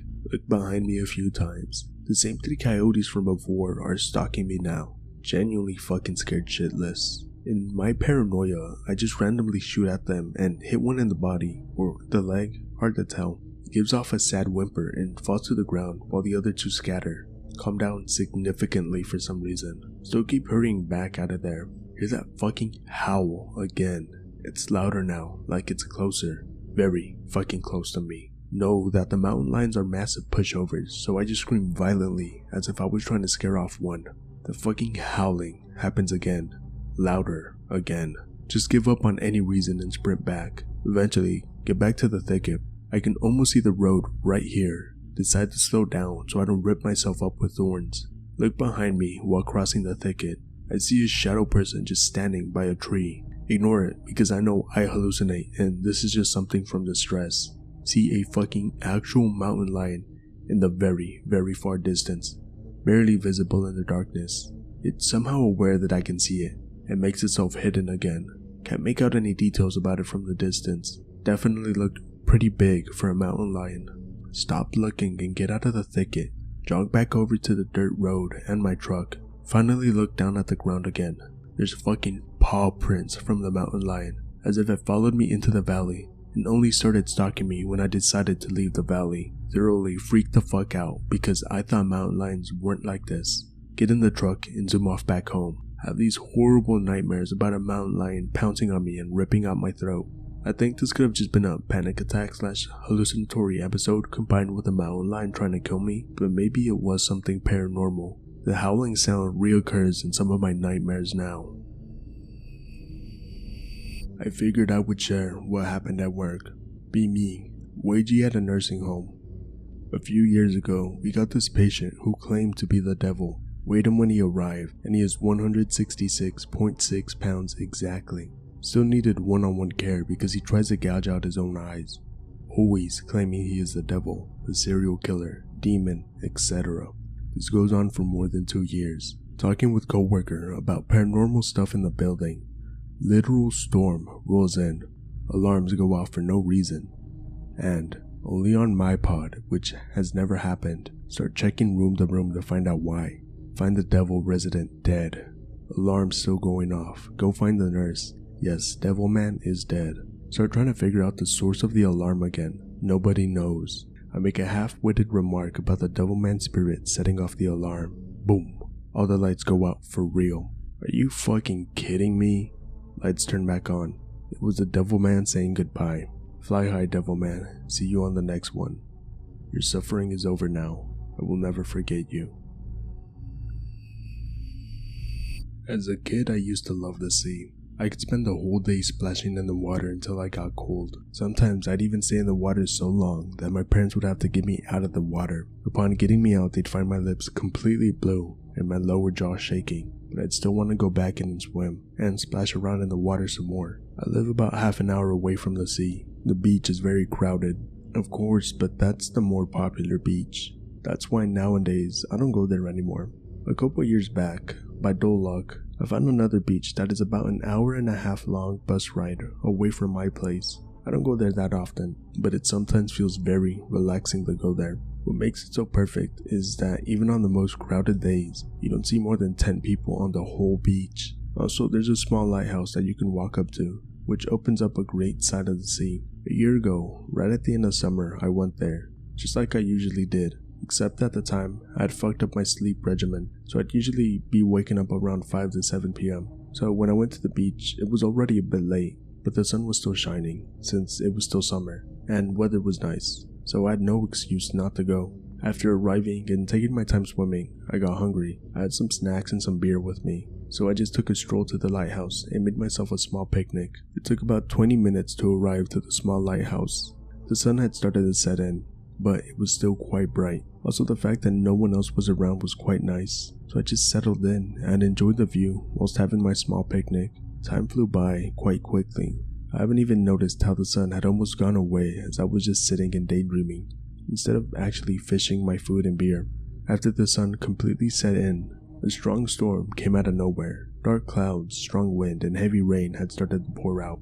The only way for me to try and avoid getting completely drenched is to stand close to the lighthouse, on the opposite from which the wind is blowing. So I had to stand there, slowly getting soaked wet, to try and wait until this heavy rain stopped pouring. All I did was just stand and watch far away into the sea and slowly drink my beer. After about 5 minutes, which felt like half an hour, I noticed something in the distance. Something was splashing in the sea.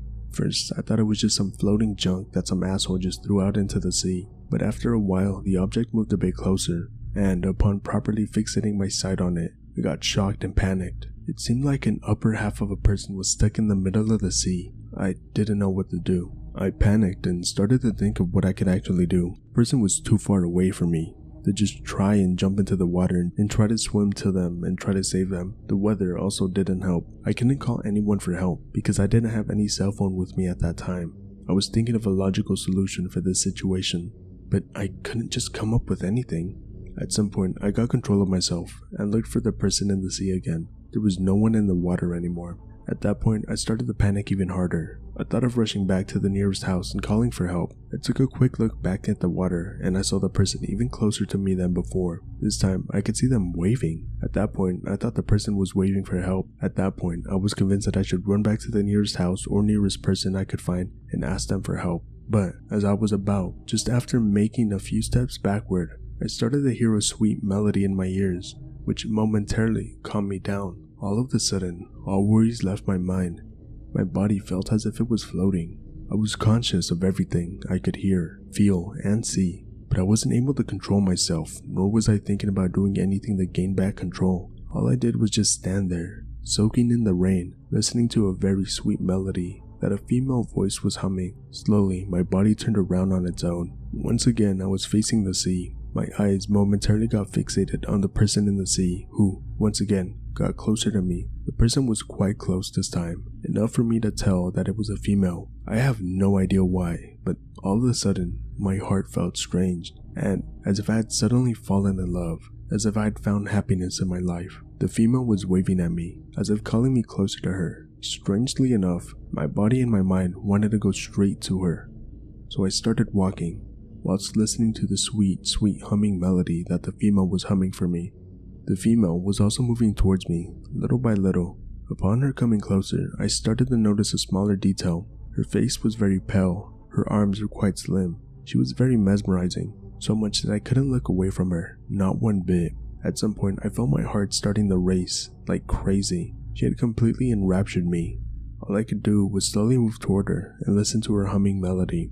Spoiler, but as fate had it for me, I had slipped and had fallen very hard against the rocky pavement, so hard that I even got knocked out for a bit.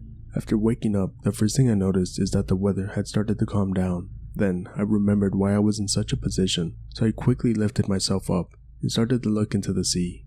There was nobody there. In any case, upon looking around and confirming there was no one in the water, I've started to realize that I've gotten quite wet and was starting to feel really cold. So I hurriedly started to walk back to the bus stop and then went back home. After arriving home, except for the headache and the obvious cold that I had gotten, I started to feel an uneasiness in my chest, which afterwards started to feel like pain, also accompanied by weird dreams and hallucinations. Sometimes I would go to that beach, even at winter, without even noticing it myself, as if I was just sleepwalking to there, and then suddenly waking up halfway there. And even though I feel a bit uneasy every time I catch myself going there unconsciously, I feel very relaxed and at ease every time when I arrive there, as if someone's waiting there for me. I got one about aliens, I think, if anyone's interested. Although, I'll warn you now that it's pretty anticlimactic. Be me, living in a little blink and you'll miss it town in a small country. I work at a PC repair store, but we do more general electronic repair related stuff. I actually have very little knowledge about this shit, but almost everyone in this town is a boomer, and you'd be amazed at how many people come in complaining about their broken PC. And it just turns out it's fucking covered with dust, and after a good cleaning, it works like a charm. If it's not that, you can be sure they downloaded some shifty shit online, and you just run some antivirus software, and problem solved. Anyways, I'm at work like normal, when the local head cop walks in, sheriff equivalent I suppose, and tells me he needs some help with some tech-related stuff on a case he's got. Sweating Pepe.jpg. Like I said, I know very little about this stuff, but once you fixed a boomer's PC or laptop or phone one time, they think you're a fucking savant. Get permission from boss to go help. Go to the police station. Have to sign some shit about how I'm like an IT advisor on the case or some shit. He starts asking me if I saw any weird things in the recently. Weird. Eventually, he slides a smartphone. Tells me some local girl went missing and her friend says she got abducted by aliens while they were making blogging videos of some kind, and he needs me to find them so he can watch them. I'm fucking dead inside as I scroll through this phone. We got the password from the friend. Somehow she knew it. And realize I'm literally just here to find the video on her phone and click play. There were a couple different folders with videos, and this boomer cop honestly didn't even know how to find it, and thought he needed some IT genius to hack into the phone or some shit. So, I'm going through different folders, trying to find the most recent video. Whole time, cop is telling me what happened. I honestly think there must be some sort of law against that. Like, he can't just tell me about the case and these people involved. But when you're in the middle of bumfuck nowhere, people don't really care too much about the rules. If the family wants to sue him for that shit, I imagine they'd have to take him to the nearest city, cause we don't even have a proper courthouse. Anyway, I'm half listening as he tells me about how the phones at the police station were going crazy last night, and how people were calling in about lights in the sky, and people prowling around their gardens. I'm just like, yeah, that's crazy. I was drinking and watching anime last night with my headphones on, so I didn't hear any of this shit. Every video is just this girl, sometimes with a friend, talking about some K-pop band they like, or cooking and doing recipes and shit. Other videos are like 3 to 5 minutes long. Eventually, find a video that's like 10 minutes long. 10 minutes exactly. I imagine the phone automatically stops at this point. And skip to the end. And it's just like 2.5 minutes of nothing. The phone's just pointed at the ceiling fan, and then it cuts off. Bingo. Track back to a 3-minute mark. Girl is lying on her bed, talking to her friend. It's a split screen, and her friend is just chilling at her house, I'm guessing. They're talking about some shit. Super forced and awkward. I think they were uploading these to YouTube or TikTok, or some shit in hopes of becoming famous. Missing girl eventually stops laughing, and gets this terrified look in her eyes. I say her eyes, because her face was barely moving. Looked like she had a stroke or something. Really.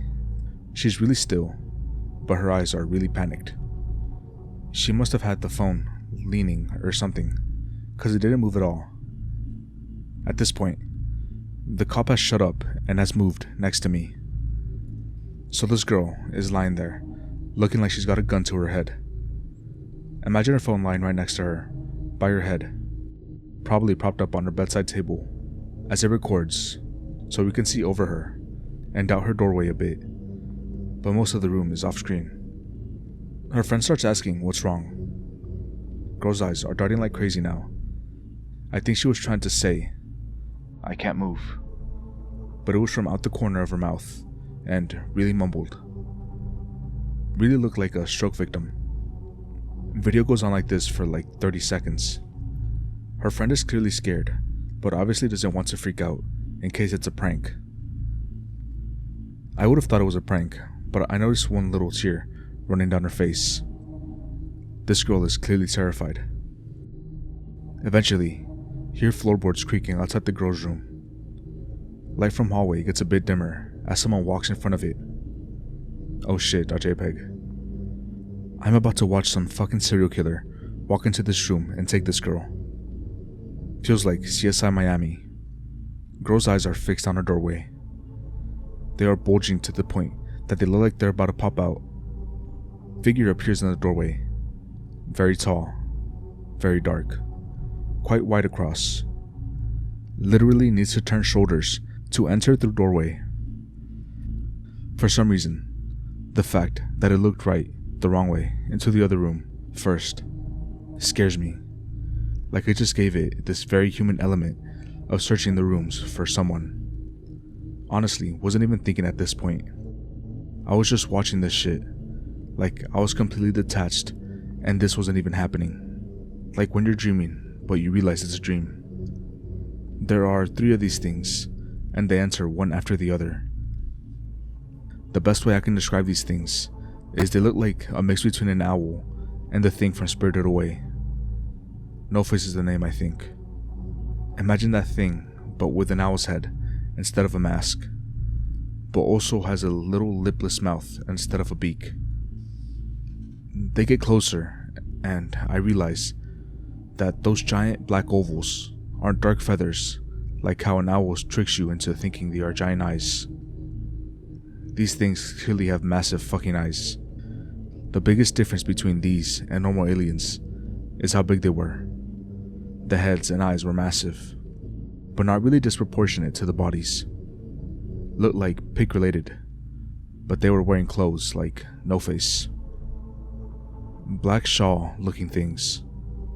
Made it hard to tell what their bodies looked like, cause it was just a solid black mass, but definitely clothes, and clearly the bodies under them were huge. We just sit there, fucking dead silent as these things walk towards the girl. Her friend has been screaming the whole time. They stand over her, and I notice that she's screaming too, but it's muffled, and coming out of the corner of her mouth. It's like I'm honestly watching someone have a sleep paralysis episode. They reach out, Hands and arms are very stereotypical of grey aliens. Slender and pale, but then juxtaposed with those huge bodies. They almost look like tentacles. Two of them literally pick her up like she's a sack of potatoes. Like they don't even look into her eyes. They carry her out the doorway. The one in front makes quite a big bow to ensure she doesn't hit her head on the lintel. Weirdly, the camera doesn't move during any of this, but after the two are gone with the girl, it suddenly gets knocked over, and you can hear quite a lot of clattering. I guess the third one did it. Cop literally whispers, "There was signs of a struggle." I guess for my benefit, or maybe the story was just making sense in his head. We sit there in silence for the next 3 minutes as the video rolls while pointed at the ceiling fan. Remember how I said it was anticlimactic? Well, that was basically the end. I left the police station like I was a fucking ghost, just wandering around, and never got called back. The girl was never found, and the whole town just seems to have gone. I guess she got abducted or something. I don't know if anyone else saw the video, and I never told anyone but my sister, but the whole town knows the story. But now I imagine about half believe it. I think the video probably still exists, and I've asked the cop about it, but he just says he can't give me case evidence. Suddenly he fucking cares about the rules. I don't think any man in black came and scared him or anything, and I imagine he's shown it to a few people. My one friend told me the story in perfect detail, even though I never told him. That phone is probably sitting in a desk drawer right now, about 5 kilometers away from me, but I'm not about to go break into a police station to prove it to anyone. I think the official story is that she got kidnapped by 3 dudes in masks. Anyways, I still think about the girl sometimes. Her fucking eyes, looking at those things, and the way that they looked at the wrong doorway first. Fucking awful. I'm a small town police officer in Tennessee. In this job, you see some strange shit. This story might take a couple of posts. It takes place over some time, maybe 2 to 3 weeks. I'll try and condense what I can. About 2 years ago, get dispatched to a welfare check on an old timer that lives at the very edge of our jurisdiction. His neighbors, which live 3 miles away, haven't seen him in a while. Probably passed away, but I'll go check it out. It's around 9 p.m. when I arrive. Lawn looks cut, no metal accumulation. See what looks like a lamp or something on inside, so I know this fella probably isn't dead. Knock on door. Old dude, hunched over, maybe 5'7", answers. Explain his neighbors called because they are worried. I ain't dead quite yet, but I'm glad you're here. At this point, I groaned internally. Old people love to make a big deal out of little things, or just talk to you forever because they're socially starved. Oh, why's that? 'Cause I got all this coffee made and nobody to drink with. Keck. I couldn't help but smile at this dude because he had this good old boy accent and cheesy toothless grin. Fuck it.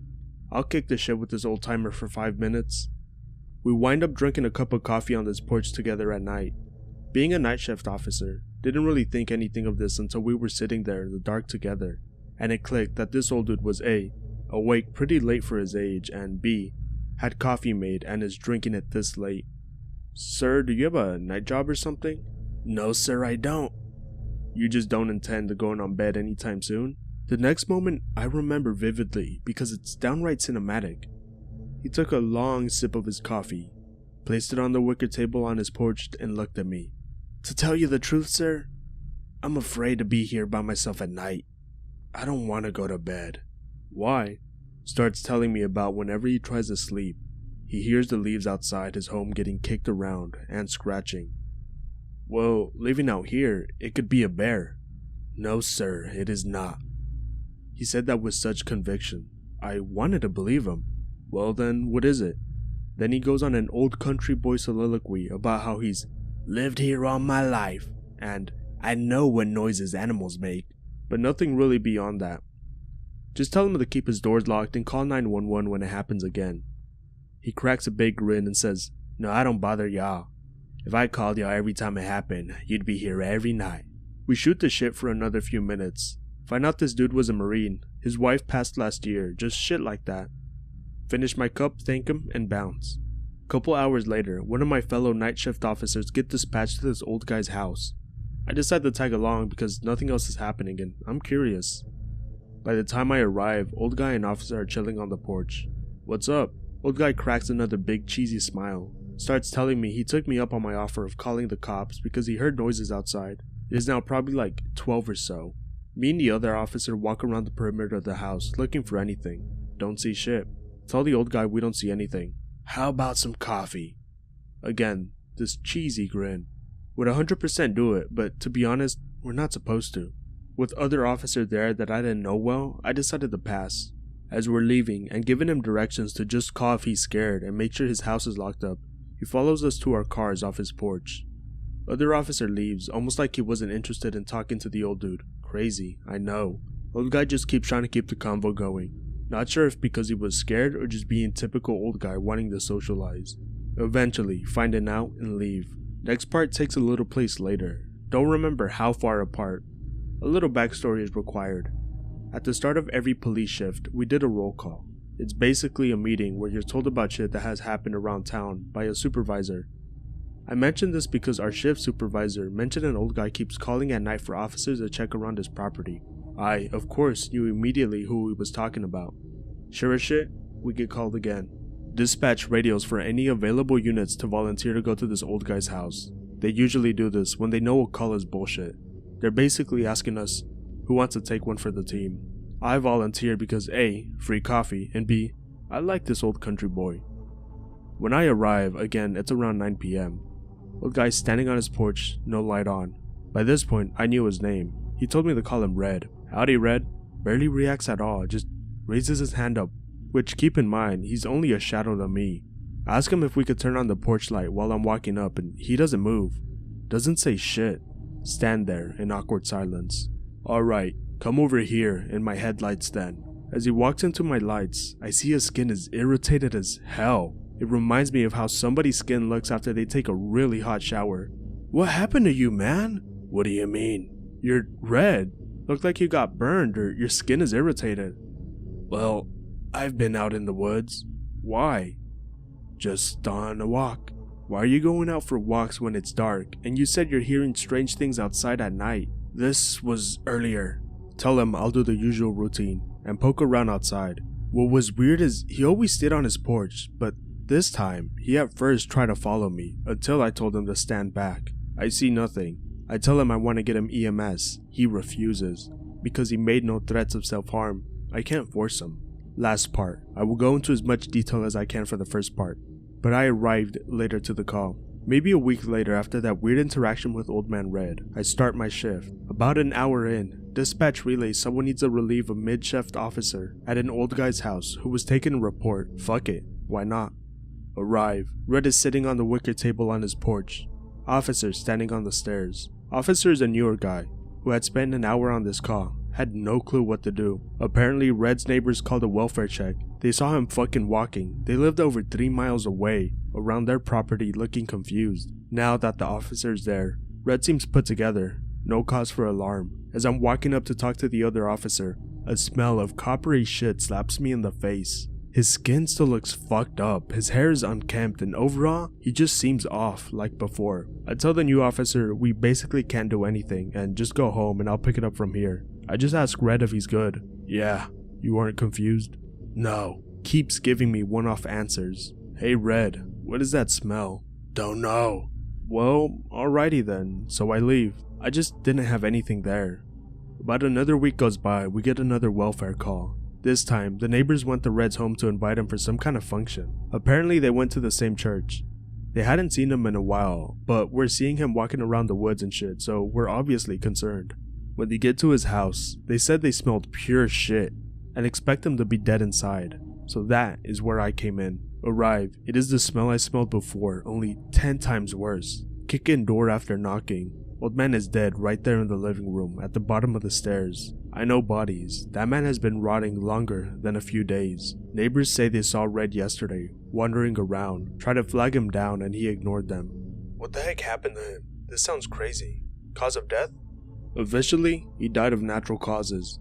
The question we all had, How did the neighbors see him around given the state of his body? I noted it in my report, and it was never paid any mind. Basically just, oh, they must have been mistaken. And as I said, Red was acting off when I saw him every time after the first night, given how he was wandering, not acting like himself, and giving one-off answers. I believe it was assumed he had undiagnosed dementia. I'm not familiar with the disease, so I suppose it is possible. I have been browsing X for a little bit. Now, I have theories that I'd never tell anybody in real life.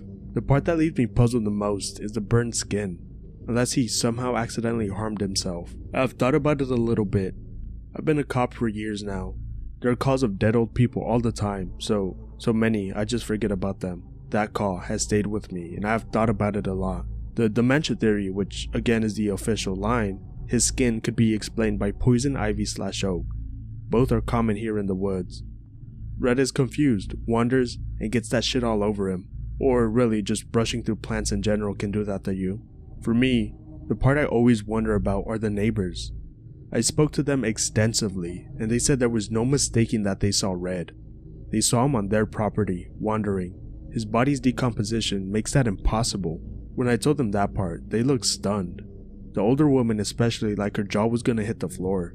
They told me Red was a devout churchgoer, which is why they knew something was up when they saw him walking around but weren't finding him on church on Sunday. One last bit. Red had a daughter. I called her to let her know about the passing. I asked her if he was ever confused, and it was a resounding no. He had all sorts of old Marine buddies he kept in contact with as well.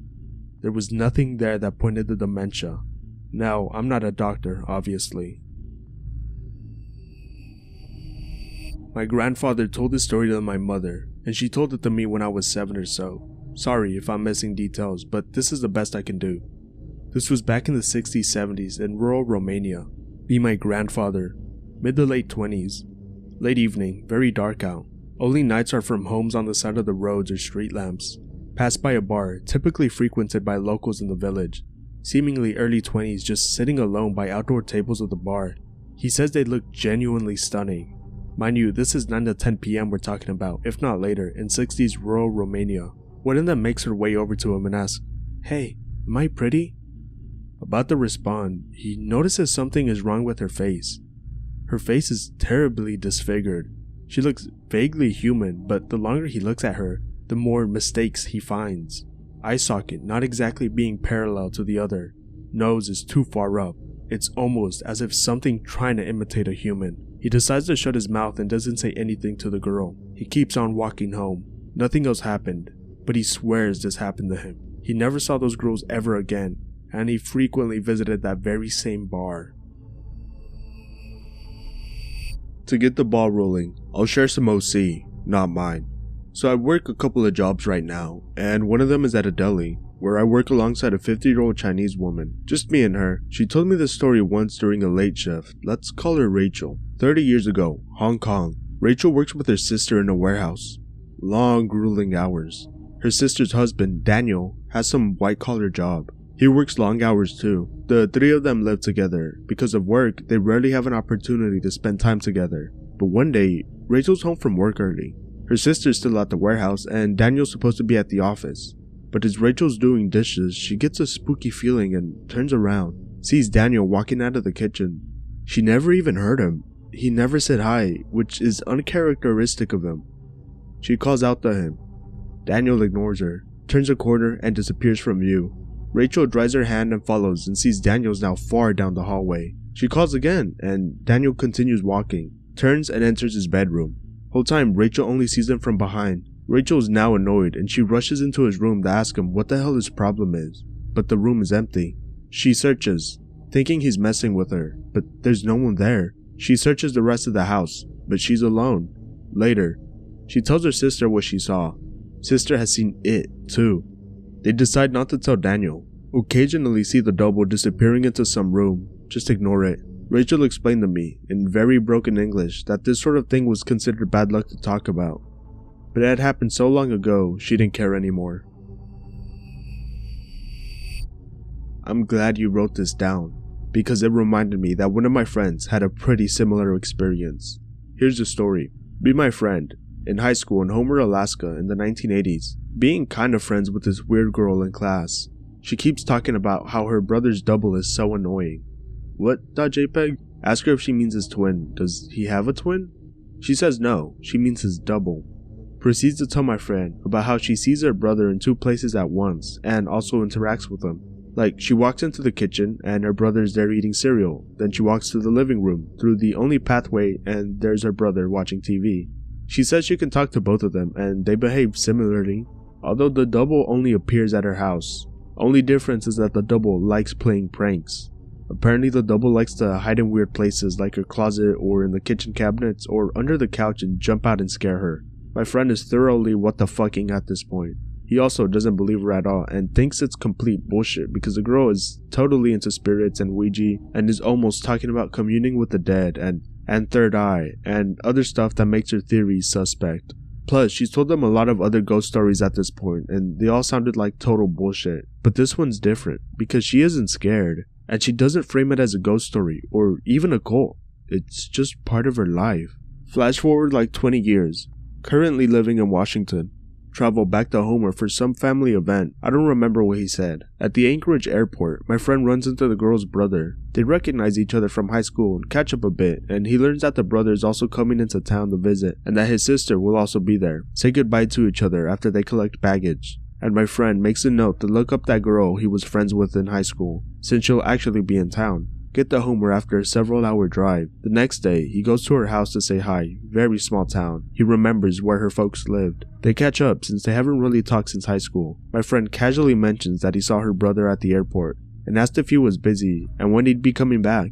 The girl looks at him, all confused. Huh? Explains that her brother is coming to visit, but that he won't be here for another 3 days because it was hard finding a flight from Colorado and back. What? .jpg? My friend suddenly remembers all the shit this girl told him about her brother's double back in high school. Shitsbricks.png. After that, I think they talked about it for a bit, and the girl said she hadn't seen the double since high school, and had kind of forgotten about it, but seemed to take it in stride, and find it funny, and said something like, glad to hear he's still kicking up around here. Nothing else happened regarding that, but kind of a lot like your story.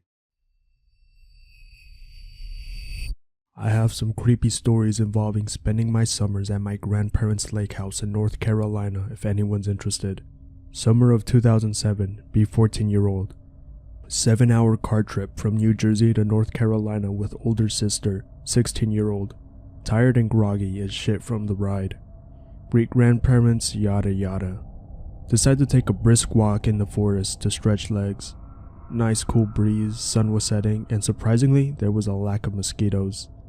Known fact, I'm allergic to bug bites, so you could imagine the sweet relief. About half a mile, I began to hear branches breaking around me. Would occasionally stop and look around for the sauce, but of course the sounds just happened to cease every time I did. Seen enough horror movies to know where that shit was going. Decided it was best to bolt the fuck out of there. Began sprinting back to the lake house, out of shape, out of breath, didn't get very far. Hear the branches snapping again. Tired sprinting again, but the branch snapping got louder and louder with each step. Felt a presence directly behind me. Turn around, fight or flight, ready for the worst. Eased up, it was a fucking kid maybe half my size. Bright blonde hair, blue eyes, and a gray hoodie. Hi. Hi. Have you been following me? One of me. What? Haha. He laughs, running off. Freaked out, sort of moonwalked my way back. Snapping eventually returned though. Finally made it back, asked Grandpa about the kids playing in the forest. Gave me this dumb look. Anon, you remember that we're 15 miles from the city, right? Tell him about the kid. Seemed kind of troubled. Said a kid with the same description watches him from the shore when he goes out to his boat, and he swears he sees him running around the house late at night. Went on to say he's had his fair share of strange experiences and tells me to keep this from my sister and my grandmother. Says Grandma calls him a loony bin when he tells her. Long story short, I spent that summer trying to relive his own experience he shared with me, excluding some he refused and threatened me not to do. 2 or so days pass after the incident with the boy. Grandpa goes on to tell me that there used to be a plantation right across from the lake that got torn down. Says that you can hear talking and singing late at night if you get close enough to the field. Curious but still spooked from a few days back. I kind of lay it off for a week until he volunteered to go with me. Night falls, we take a small rowboat to cross. It says we should be careful of lake mist since it was getting noticeably a bit misty when we left. Tells me to keep an ear out wailing while we're rowing across. Didn't know what he meant by that until we were too far in to turn back. He pointed out into the water and there was the sound of a woman literally wailing. Made a hush gesture with his hands and we just kept paddling until we reached the shore. Mist became noticeably more dense out. We walked for about a mile. Grandpa stops, put his hands on my chest. "Anon, listen." Kind of squinted my eyes for some reason to concentrate. Hear faint whispers of voices. Feints would randomly spike up for seconds at a time. Words that I could make out that stood above the rest were, "Baby, look, please," and "faster." Eventually died down. We decided just to walk back to the house precautiously due to the fog worsening. Make sure to take the side of the lake opposite from the wailing. He manages to distract me long enough to reach us back by telling a story of how he fell down a well back here when he was trapped here for nearly half a day and would catch glimpses of shadows looking down at him while he panicked. Was eventually found by his own grandfather who heard his screams. We get inside for a bit to eat. Grandma insists all happy that we're okay. Grandpa and I sit outside. He asked me what I heard. Tell him the words from above. He began cracking up. He makes a joke about the ghost getting freaky. Reminds me to keep it hush, and we retrieve the boat in the morning. Nothing super exciting, I guess, but just broke up with a girlfriend of 2 years. Fucking devastated. Brother calls me up. He knows. Says let's go camping like we used to with his new girlfriend. I'm actually kind of excited. Love my baby bro. Can't wait to see who he's dating. We meet up at his house. Meet the girl, like a 7.5 out of 10. Not my type, but I can appreciate her, I guess. Brother is super stoked. Drive up to the mountains, Rocky Mountains, enter National Forest and start setting up a tent just an hour from the road because we like the grills this shit. Decide to go fishing in stream because my license hadn't expired yet. They dumped a shit ton of trout upstream. Fishing made me feel a bit better. Let brother know. Says he's staying behind to teach his girl some camp stuff, like how to hide food and start a fire. Haha. Alright, camp stuff, I gotcha. Hike up about 5 minutes from camp. Suddenly get a feeling you get when someone is watching you. Turn around. Nothing. Fucking weird. Keep going. About 5 minutes later, feel it again. This time ignore it, keep marching. Lake's like a minute away from the trail up ahead. Hear a twig snap. Realize that I may be in the sight of an animal like a cougar or a bear. Fuck, can't be prey, keep marching. Take a peek back. There's my footprints in the damp dirt, easy to see. There's also barefoot footprints overlapping them. I could not have fucking missed that. Is there someone following me? Stop for a minute. Look ahead of me. See nothing in the dirt. Rain washed it clean. I watch the ground carefully, taking note of each step as I start walking again. I abruptly stop and turn, looking at the footprints. Fucking more bare feet following me. Run off into the woods. Follow them with eyes. They end where a bush is still shaking. Fuck fishing, I'm outta here. Start the power walk the way back. Pull out phone and call brother. Sup Anon, you head back up to go fishing? What the fuck do you mean back? I'm just turning back now. Well, you were yelling at us a few minutes ago to come up and help, but I was busy. Haha. Girlfriend's name heard you stomp around camp and then sprint back up. I've been busy on the trail the whole time. Are you serious or messing with me? Fair point, I was a prankster in high school and did it to him growing up quite a bit, but only funny stuff. I am decidedly not laughing. Have you or girlfriend's name walked around barefoot? No. Check the fucking ground. Phone goes quiet.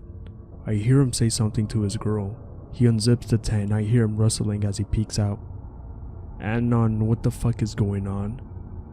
Get the Colt right fucking now. I'll be there in a minute. Hold tight. Suddenly hear me calling for my brother over the phone. It sounds just like me. Anon? I'm not yelling, I swear. I'm still here on the fucking phone. I keep blabbering shit to prove I'm not yelling. Sure enough, I'm still talking when the other me shouts for my brother to come up and help. I hear him shuffle and his girlfriend ask a question, which looking back was probably, what the fuck? I hear a sound that sounds like a soft slide. Probably the Colt 1911 we got from our folks. Shared it between houses for extra protection. I keep running, still on the phone. Fucking signal is weak, but I'll take what I can get. Find a campsite. Don't see anyone. Fucking bare feet footprints everywhere. Brother leans out of tent, phone in one hand, gun in the other. Points it at me. Don't blame him. I would too. Anon, what did you call me when we were 10 years old? Spazneck. You would twitch if I poked your neck. He nods and lowers the gun and phone. We pack up everything we can and start the trek back. We're like halfway there according to GPS when I start to feel like we're being watched. Turn around, look down. Bare feet footprints. Fuck. We speed this shit up. His girlfriend is crying, he's shaking, I'm trying to remain sane. Down the trail we hear some shouting again. Bro, where are you? Need some help. Haha, caught some fish. Brother looks right at me. I'm pointing to my shut mouth the entire time. Bro, where are you? I panic and shout back. Fuck off! Goes quiet for a minute. We keep marching. Fuck waiting for a climax. Shouting starts again. This time, I sound worried. Bro, where are you? There's something out here. Bro! We find the car in a dirt parking lot. We toss everything in it. I jump in and start the car. His girlfriend is crying. Brother is shivering like it's a dozen below. Car starts right the fuck up. It wants out of here too. Suddenly hear the shout again. Bro, where are you? I can't find you. That wasn't me. I'm still out here. Don't leave me. I look back and eye my brother. I'm right fucking here. I swear on our dead dog Sky's grave. He nods and just whispers, drive. I start the car up and we take off, ripping down the road. Girlfriend screams, brother tries to calm her down. I look in the mirror, don't see shit past our camping crap. What the fuck? You were back there, Anon. You were standing in the road. I'm probably crying now too. Do I have shoes on? I don't fucking know, just drive. We booked it all the way back to Estes Park, rented a motel room and took turns staying up and watching. I didn't see shit back there, just footprints and the look of terror on my brother's face when he heard me shouting. We talk about it now and his girlfriend is convinced that it was a mockingbird or something. As for the me on the road, she said she was just seeing things. My brother and I don't think so. We don't go camping anymore. Welcome to Santa's Workshop, the only place in the world where you can meet the real Santa Claus, here in Newsdale Shopping Mall.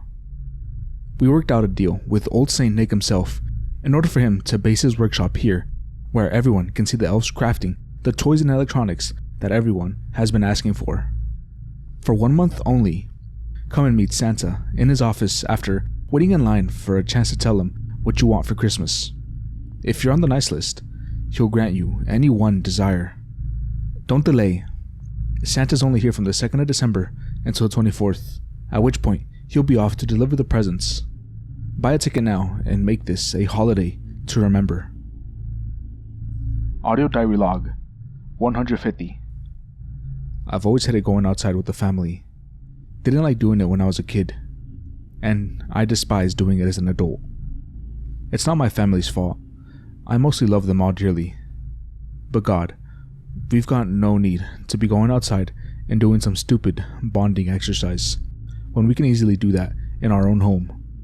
Like, come on. It's bad enough that we're forced by my parents to do this every Sunday because of some stupid tradition they've been a part of since the 80s. But they know what happened to my sister. They've got no one else to blame about what happened to her but themselves. Sorry. Getting sidetracked again. Still not the best at recording these things, even after so long. It's sort of been helpful with getting over it, I guess. I still forget that she isn't laying on her bed watching something on her phone at times, but I'm getting out more. Would rather just go out in my own time rather than be forced to do it with family. Shit.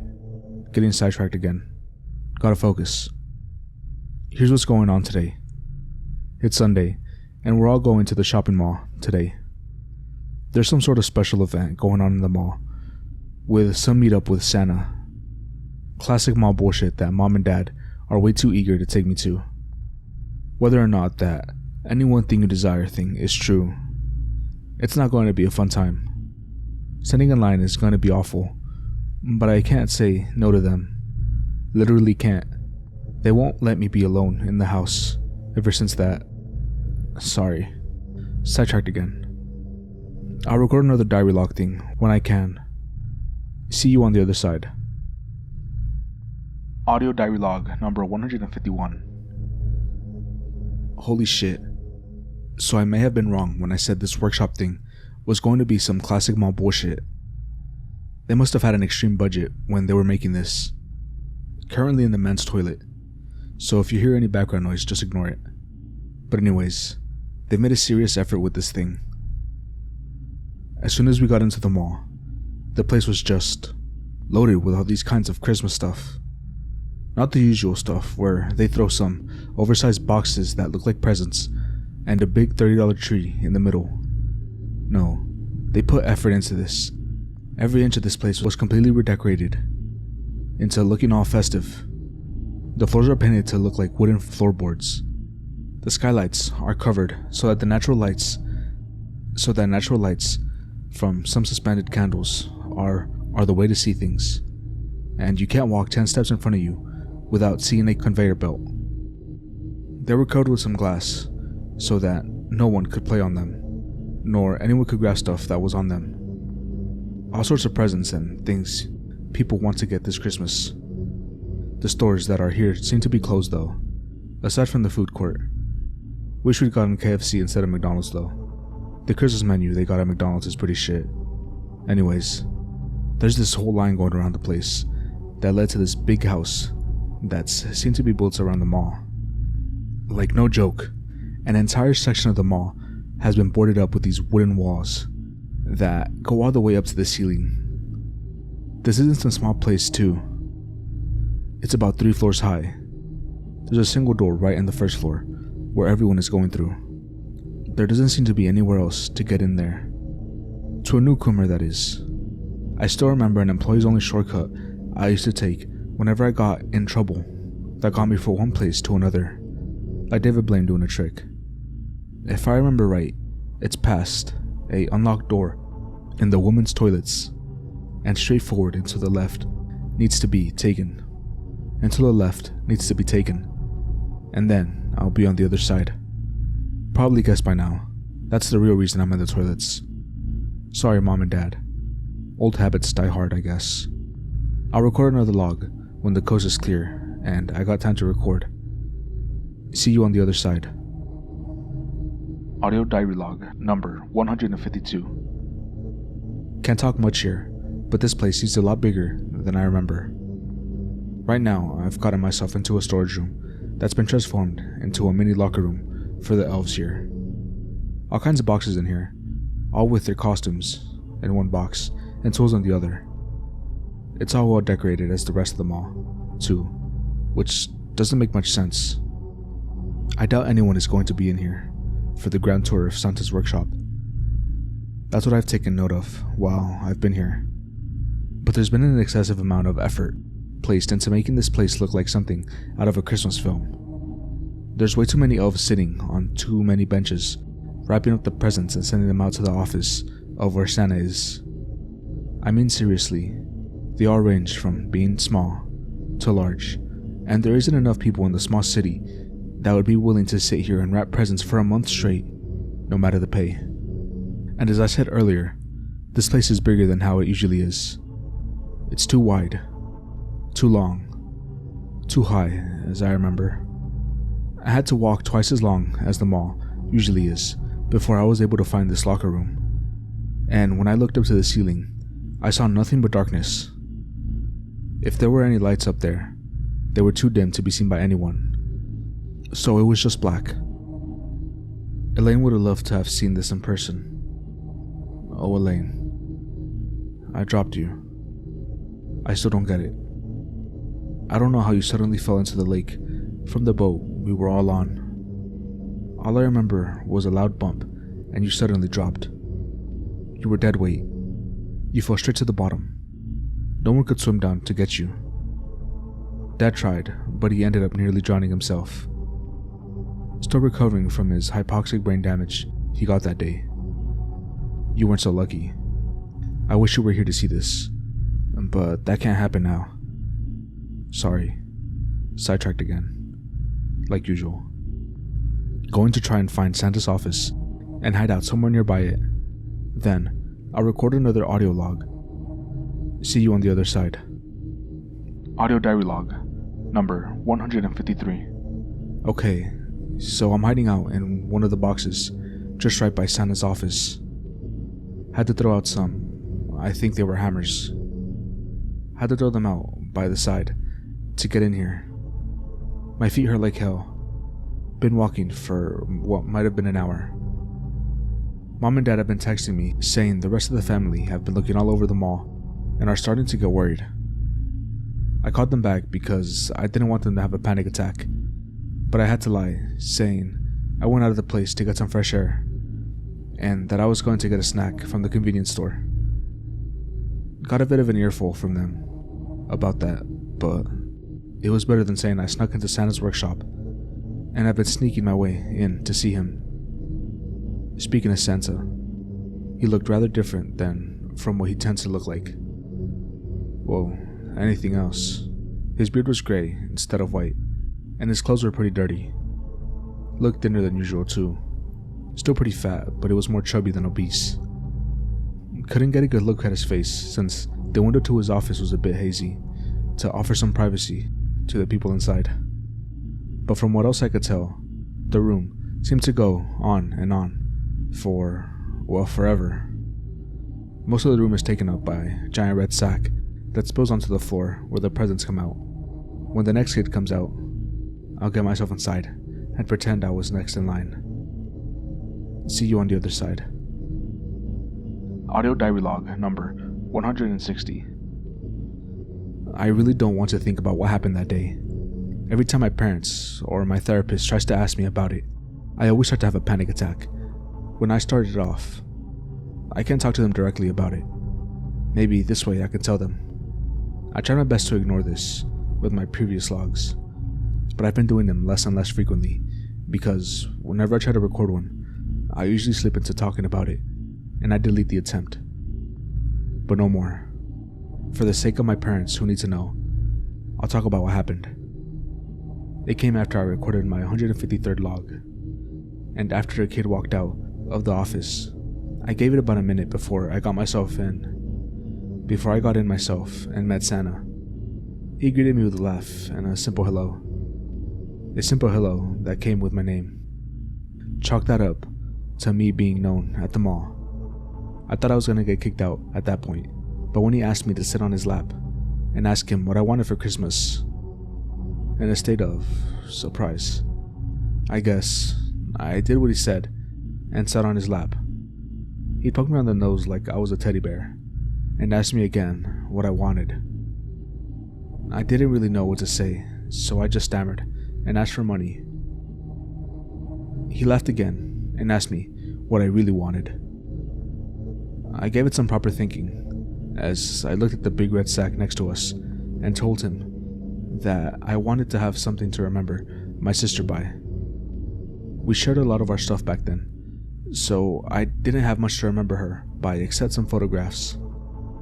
He poked at my nose again and giggled before letting me off his lap and getting to the sack. He started pulling out a bunch of different presents, all in different shapes and sizes. He brought out a big box, a long and thin box, a large and long box, and another long and thin box. He kept bringing them out for me to see and laid them out onto the floor.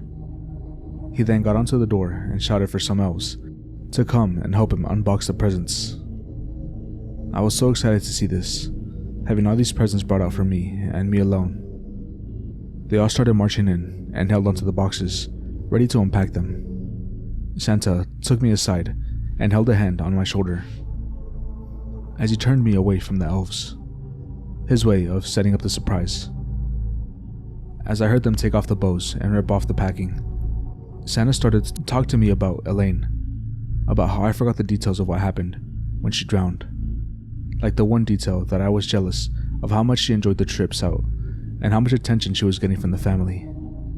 And the part where we had gone into a fight the day before the park, and I told her I hated her guts. And the part where, oh God, where I waited until we were riding on the boat when I decided to knock her out with a baseball bat. I got on the boat. Santa told me that I killed her, and he was right. And he turned me around to see the unboxed presents. I nearly fainted. In each and every one of them was a part of her body. Her fresh and waterlogged body. Her skin was pale blue. Her flesh dried up to the point where it looked like her skin was just striped over the bone. The bottom of boxes were covered in sloppy green muscle, dripping out from where the body part was cut off. Her dismembered pieces were otherwise undisturbed. It was like Santa had just gotten her from where she was buried. Her face, it was wrapped in fear and pain. She was in so much pain when she died. I know that now. He grabbed me by the shoulders again and asked me to pick one box to bring back home. It was what I desired after all, he said. He was staring at me with those eyes, those sunken, black doll eyes. He was grinning at me too. His teeth were thin. Not sharp thin, flat and thin. His mouth was starting to stretch and dislodge open when I finally passed out. When I woke up, I was in the hospital. My parents said they found me having a seizure outside of the men's bathroom, and I was taken to the ER. Said I was out for a few hours. It's been a month since that happened, and time again, my family and therapists have told me it was some stupid coma dream, a part of my imagination, that went into overdrive when I got sick. But I know what happened, for two reasons. One, my leg and feet were still sore from walking, and two, I've always had this present from Santa in my pocket. It's a pretty small one. It's about as big as my hand. I never opened it until now. Didn't want to see what I had done to her. But now, I'm too tired to just ignore it anymore. It's why I'm making this log now. Because I opened it. It was my sister's right hand. She was holding a drawing she made of all the family together before she fell in.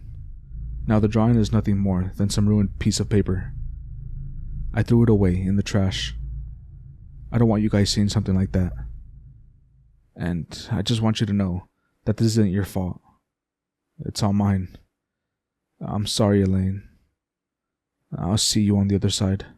I think Grays tried to abduct me last night, and I think I shot and killed one. I apologize, I'm not very good at writing. Failed every English class I've taken. But here's a green text with context. Been a night owl my entire life. A true neat degenerate. I stay up all night playing video games and sleep all day. Around 1 AM I let my dog out to do its business for the night. Chilling in my kitchen on my phone, waiting for him to be done so I can let him back in. Notice a bright light in the sky off to the side of a nearby apartment building. Realize it's not a plane because there aren't any blinking indicators and it isn't moving. I notice it's not just a bright star because I live in Chicago and the light pollution means you don't get to see much, and it seemed just close enough to be over Lake Michigan. Decide fuck it, I'm bored. Attempt to channel some kind of meme energy and communicate that I wanted to come closer and know more about A's, because I've read from stories on here that UFOs have sometimes reacted to thoughts. Nothing happens. Dogs want back in and I go back to grinding bad video games. After an hour or two, I randomly decide I want to lie down on my couch and take a nap, even though I'd just woken up a few hours ago and wasn't that tired. The nap lasted 11 hours. And was one of the most vivid dreams I've had in a while. I also remember my dog barking at something that woke me up, but he's an annoying little shit and barks at everything, so I immediately went back to sleep. I don't typically remember my dreams, and when I do, it's usually once or twice a month, and a lot of the dreams are blurry now, but I remember some specific moments. Trying to make it to a tower-like structure that was a very far distance in order to leave some kind of underground artificial environment. The environment was fairly large, maybe a bit bigger than a typical college campus or small town. Starry sky, small rolling hills, and a wide grassy field with few one-story buildings scattered throughout. Dirt roads connecting them, and the large mountainous spire at the end that led up. And for some reason, we knew we had to climb to get out because we had come there before. While traveling across the field together in the dark, we came across a man with a vacant face face and work overalls. He, in a monotone voice, told us we should go back because they were closed and blankly stared at us as we passed. I don't remember the exact reason, but afterwards, we ran into one of the buildings to hide from being found. The inside was similar to a parking garage with no vehicles, just slab concrete with an entryway and doors on both sides leading out, though one was locked. The two men were panicking, desperately trying to figure out where to go while I watched the entrance we came in from. From the doorway in front of me, two stereotypical gray aliens come in. Height about up to my breast, I'm 6'2", and large heads that didn't fit their skinny bodies, one slightly taller than the other, with an arm extended reaching out for us. One of the men rushes at them to try to fight them off. The other ran away deeper into the building. Feeling something grab at me from behind, another singular gray that must have come out from the locked door behind me. All I see is its large fucking head and black vacant eyes staring up at me as I struggle to break away from it. I guess at some point during this, I instinctively reached for my waist holster and pulled my 1911 and fired off 7 rounds into its head. Another gray I hadn't seen, or possibly one of the original two, I'm not sure, comes over to grab the body of the one slumping over onto the floor. As I bolt out the door that was locked before, full sprint to the mountain in the distance, leaving the other men behind because I'm fucking panicking and full of fight or flight. I don't remember anything else past that.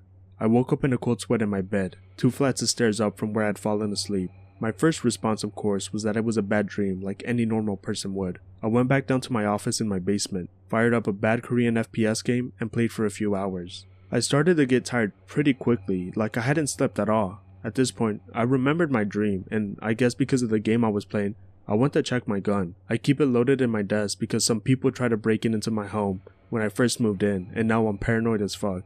There was only 1 round left in the 8-round magazine. I'm normally pretty skeptical of X stuff, so I just passed it off as, that's weird, and went back to gaming. It wasn't until I went to let my dog out that I just now remembered the light in the sky from the night before. I made the connection to everything. My normie brain is telling me it was a nightmare, and a weird set of coincidences, but my schizo brain is worried as hell. What the fuck happened to me? Should I be scared they'll come back? I've told this story here before, but I saw 3 grays. My ex-girlfriend's grandmother encountered them in the 70s in Pennsylvania. They informed her grandmother that they were there for the children. She prayed to Christ that they wouldn't take them, and they communicated they would be back for her grandchildren. Fast forward 40 years and I wake up to 3 grays in my room with us and I'm completely paralyzed. One gets a half foot from my face and I can see my reflection in its pitch black eyes. Pray to Jesus for them to leave. As soon as I think it, they disappear. I'm screaming at the top of my lungs. X rolls over and says, "You finally saw them?" She then tells me the story of her grandmother and that they've been coming to her since she was a child. I've known her since I was 13 and never knew. See her grandmother later and she begins crying, telling me what happened. From that moment on, I believe they were demons. Don't trust them, don't go near them. Pray to God if you see them. I think I was abducted by aliens. Just like the title says, I think I was abducted by aliens recently and maybe other times throughout my life. Ever since I was young, I've been fucking petrified of aliens. And just about nothing else. And I've never understood why. Last week, I had a really strange and frightening experience and since then have been suffering from anxiety and panic attacks, but also remembering a lot of things from my childhood that make me think I was abducted by aliens before. Maybe I'm just a schizo and didn't know it or something, and I've never really used 4chan before, but X seems like the place to post this story. I don't think I can tell anyone about this in person without them thinking I'm nuts. Green text below. Be me, last Wednesday night, like 2 AM, getting back to my dorm after a long night with the boys. Trying to sleep, kind of fading in and out of consciousness but not fully falling asleep. Suddenly get a really weird feeling, like the room got really hot out of nowhere. Sit up. Immediately my head starts spinning, eyes go blurry. World almost seems like it's vibrating. Can't move at all. Facing away from it but hear the door either unlock or open. Definitely being fucked with. Hear movement below me, straining extremely hard and can only move my eyes. But look down over the side of my bed. It's lofted as high as it will go. See movement, but not specifically what is moving. One of the weirdest things I've ever seen. Not like a blur, but just the impression of something being down there and moving around. Suddenly feel an extreme, almost head-splitting pain, slightly above and behind my left ear, that moved from the skin towards my head. My head moves up, then left, then right. I have zero control over my own movements. At this point, the way my head is moving, it almost feels like how hydraulic machines move. Completely unnatural. Become very aware that there are a lot of people in my room, but I can't see them. There's this smell like black pepper and wet dog in my room. Maybe burning plastic too. Everything was extremely hard to place. Like my senses were very numb. Could not feel my body at all. Could barely see. Head turns again. This time about as far right as it could go to the wall behind me. Where the white wall should be, see a brownish panel with a ton of symbols that look like pick related. Immediately know that I'm looking at star maps. Like that thought just popped into my head. Look at my hands. Absolutely not my hands. Can see my roommate sleeping soundly on his bed on the other side of the dorm. Completely oblivious. Suddenly, everything is fine. Light is coming through the blinds. Check my phone. 6:23 a.m. Awful headache. Other pains in my body that feel unnatural, like I'm sick or something. There's a painful bump above my ear, still over a week later. Later that day, have felt like total shit all day, but I'm attributing it to no sleep. Suddenly, feels like the whole world zooms out. Look at my hands. I'm again struck with the feeling that they are not my hands. Smell burning plastic again. Have to leave class and I'm freaking the fuck out for the rest of the day. This continues throughout the week. I'm not prone to anxiety or anything. This shit is completely new. Feel like I'm going crazy. Just feel like total shit emotionally. Everything is awful. Getting tired of it. This stuff is affecting my ability to do work. Really think hard about Wednesday night. I've heard of alien abduction stories. Some of it sounds to me like what people have experienced. Know that people sometimes experience abduction at multiple times throughout their lives and don't realize it. Try my best to remember other weird shit that has happened to me. When I was younger, I used to have really bad sleep problems. Sleep paralysis, night terrors, insomnia, you name it. A few things stick out to me. There are times I would wake up in places around the house that were always attributed to sleepwalking. Several times I would have dreams of seeing figures standing in my doorway in my room. Sometimes they would leave my closet light on. Closet door would never close. Think it was busted. Could see faces watching me from my closet, and would always know they weren't human faces. The number one memory which sticks out to me happened when I was 12 or 13. Wake up one night surrounded by tubes and machinery like I'm in a hospital. Keep getting that feeling like being on a plane or a roller coaster where your stomach keeps dropping. Have the same feeling as the other night where I can see things but not specifics. Eyesight isn't blurry or anything, I just literally can't figure out where I am. Unfamiliar environment, but my brain keeps telling me that it's my bedroom, even though some part of me knows it's not. Turn my head to the left and come face to face with something that looks like pick related, but not exactly. This thing has much bigger eyes, more like a typical gray. And the nose was basically non-existent, just two long holes in between the eyes and mouth. Immediately horrified. Swear to God, I have never felt fear like this before. Almost have a very powerful feeling that what is happening is real. The being is max 3 inches from my face, just staring like it didn't expect me to be awake. Fall asleep again despite being scared out of my mind. Wake up next morning. Life continues as usual. I grew up in the desert most of my life, Southern California/Utah. I've seen hundreds of UFOs. Most of the stories are boring. Never saw one up close, but saw stars start blinking and then shoot straight up into the sky, etc. The one story that's green text worthy is me 2 years ago, going to a backpacking trip in southern Utah between Boulder and Escalante, driving at like 2 a.m. with my buddy. We're tired as shit, so we pull over off the highway and set up our sleeping bags in the sand like 10 feet from the road. One of the few places in America where you can still see the Milky Way. Friend is asleep. I'm on my back, staring up at the stars. Hear a mechanical vibrating noise. Look around. Nothing near me. Car is off. No cars on highway. Friend isn't snoring. Stare back at the stars. Notice that if I stare at certain stars, the vibrations change. Certain stars are much louder than others. Feels like they're communicating with each other. I basically heard what I think were stars talking to each other. It was a really strange experience because it happened for 2 or so hours straight. The area of the country is beautiful. Boulder, Utah is a super cool town. The backpacking trail we took was gorgeous. I've had a few abduction experiences, but most of that is from sleep paralysis, which I get a lot. Me, 19. Moved with mom and stepdad out into bumfuck nowhere, North Louisiana. I still call him my dad. 2-story house surrounded by forest. Scary as hell at night. Wednesday night, mom and dad go to church. I stay home watching VHS movies. Out in the middle of fucking nowhere, no cable, internet, but I have an arsenal of 80s/90s VHS movies. Watching some movie with John Cusack about airplanes or something. Boring, falling asleep on couch. Suddenly, hear weird sound outside. like on top of roof. Hard to explain sound, almost like a reflective swoop, followed by like a whining metallic wow wow wow. I know this sounds stupid, I don't know how else to explain. Blinding flash of light outside. At first I think it's lightning, but this light is so white it fills the entire house for a split second. Anxiety overloaded. Talk self down, rationalizing and breathing. Probably just a street light exploded, or something caused a transformer to overload. No, I'm utterly fucking lying to myself, but it's still comfortable enough of a lie to fall asleep. Figure if I fall asleep, I'll blink and mom and dad will be home. Have freaky fucking dream, naked on a cold surface, pinned down by unseen force. 3 or 4 hooded figures around me. Weird fucking faces. Faces look deformed, warped.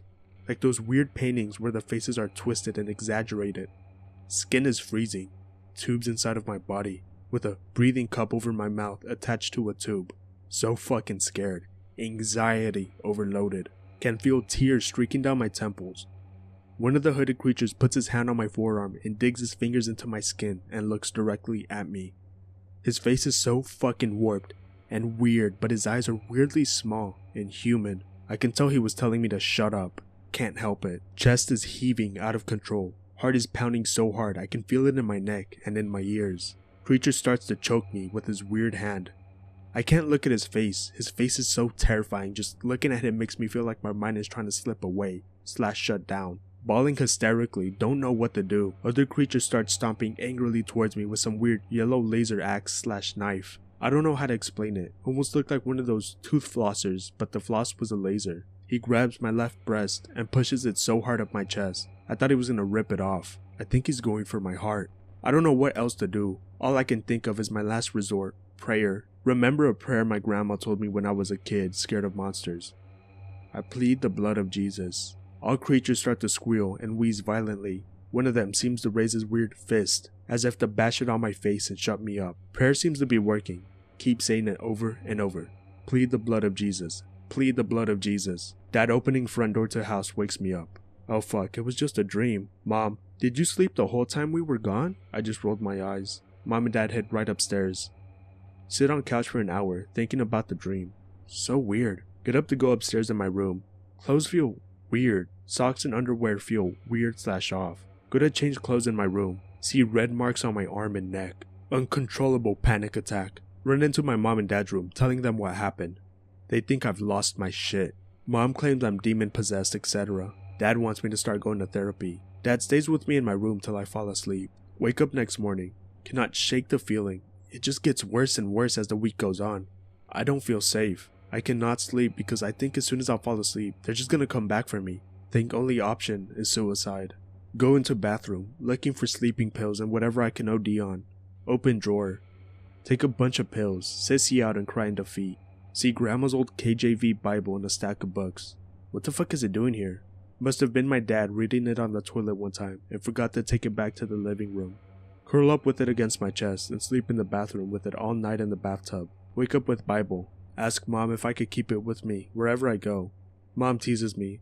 Well, it's about damn time. Just don't lose it. She's always used to belittle me for not being Christian. Always take grandma's Bible with me now. Do not feel safe without it nearby. I try not to tell anyone about my story. No one fucking believes me, but I guess I don't blame them. Devout Christian now. I still have nightmares about the encounter, but I truly believe prayer saved my life from whatever those things were. My family and I have had a couple unusual encounters with A's. For whatever reason it may be, they have decided to be a part of our lives. I will be telling these 4 stories in chronological order. This will be my first time doing a green text, so bear with me. If you have any questions or doubts, please feel free to ask me any questions. Also, if anyone else has any stories they want to share, that would be much appreciated. Green text below. Be me, 12 to 15 years old, early 2010s. In truck with stepmom and sister driving off somewhere, past abandoned houses. Giant bright orange orb emerges from the house. I see it. I think it looks cool. Orb goes off into the distance in S lines. Pointed out to stepmom and sister. Thing is so fucking big and obvious, they can't miss it. Stepmom says she doesn't see it. Sister says she doesn't see it. I'm confused. Arrive home and document the experience. I remember drawing it in the shape of a tube, with lights emitting from the bottom. This was the first UFO I had seen, and to this day, I don't know what it was doing at my house. My parents are divorced, so a lot of the time spent with them was split during the year. On this particular year, I decided to stay at my mom's house during the 4th of July. Be me, 16-year-old, 2013. It's 4th of July, family's out, and I decided to stay home. Looking up paranormal shit and getting spooked because it's fun. Decided to take my own pictures because why not? Shots are taken in my backyard. Backyard is very dark and get spooked. Feel like I'm being watched. Decide to go back inside. Look through my pictures and alter them using an app I downloaded. Use negative filter and higher brightness. Holy shit. Anomaly found in my backyard, Kino. Take a second look. Become very anxious. Eyes are clearly squinting due to flash. Head and body are visible in the picture. It's a fucking gray. Start freaking out at this point and delete the picture. Lock the house down, turn on all the lights, and hide in my room until my family comes back. I deleted the pictures afterwards because I didn't feel safe with it on my phone. I felt like having it was an omen of some sorts. I became paranoid for the rest of the night. I remember being afraid of seeing it out the window. Be me, 19 years old, 2016. Family moves into new house in a different city. Live in the back with grandmother. Grandmother is very religious. One night when I'm out, my grandmother is awoken to very bright blue lights at her window. So bright they fill the room with light. My grandmother has described these lights as heavenly lights. My grandmother begins crying and starts to pray. Bright lights dim and go away. My grandmother becomes hysterical and wakes my family. My mom tries to calm down my grandmother as she is clearly in a state of panic. Next morning, my mom tells me the story. My grandmother has calmed down, but I can tell she's still shaken up by the incident. Grandmother confirms the story. I'm confused because I arrived home that night around 2 a.m. and did not see anything. Take it into consideration, but don't think too much about it. A couple of days later, my mom takes a picture of the sky above our house. Above our house is a slim, metallic disc-like floating object. Become a bit paranoid again and feel anxious when coming home late at night. I would also like to add that my family around this time were hearing footsteps on the roof. We had raccoons in the area, but my mom and stepdad would profusely claim someone was on the roof. They described it as stomping. Be me, 23 years old, 2020. Out with girlfriend. Decide to go to the park. While at the park, we decide to look at the stars as it's becoming night. As we're stargazing, I notice it. A giant ball of fire is in the sky. I pointed out to my girlfriend and she sees it as well. We are in awe of this ball as it looks so unreal. We hear a plane coming by. Ball zips out to space like in the movies. Girlfriend and I are left speechless. This was by far my weirdest experience. I've heard stories of these balls, but to be so close and clear was a whole other beast. It literally looked like the sun was in the sky, except no light was emitting from it. It was also dead silent, which made it unnerving to watch. I feel like ever since I took that picture of the alien in my backyard, these guys won't leave us alone. I hope to never run into one. I feel like if I did, I would go insane. Thanks for reading.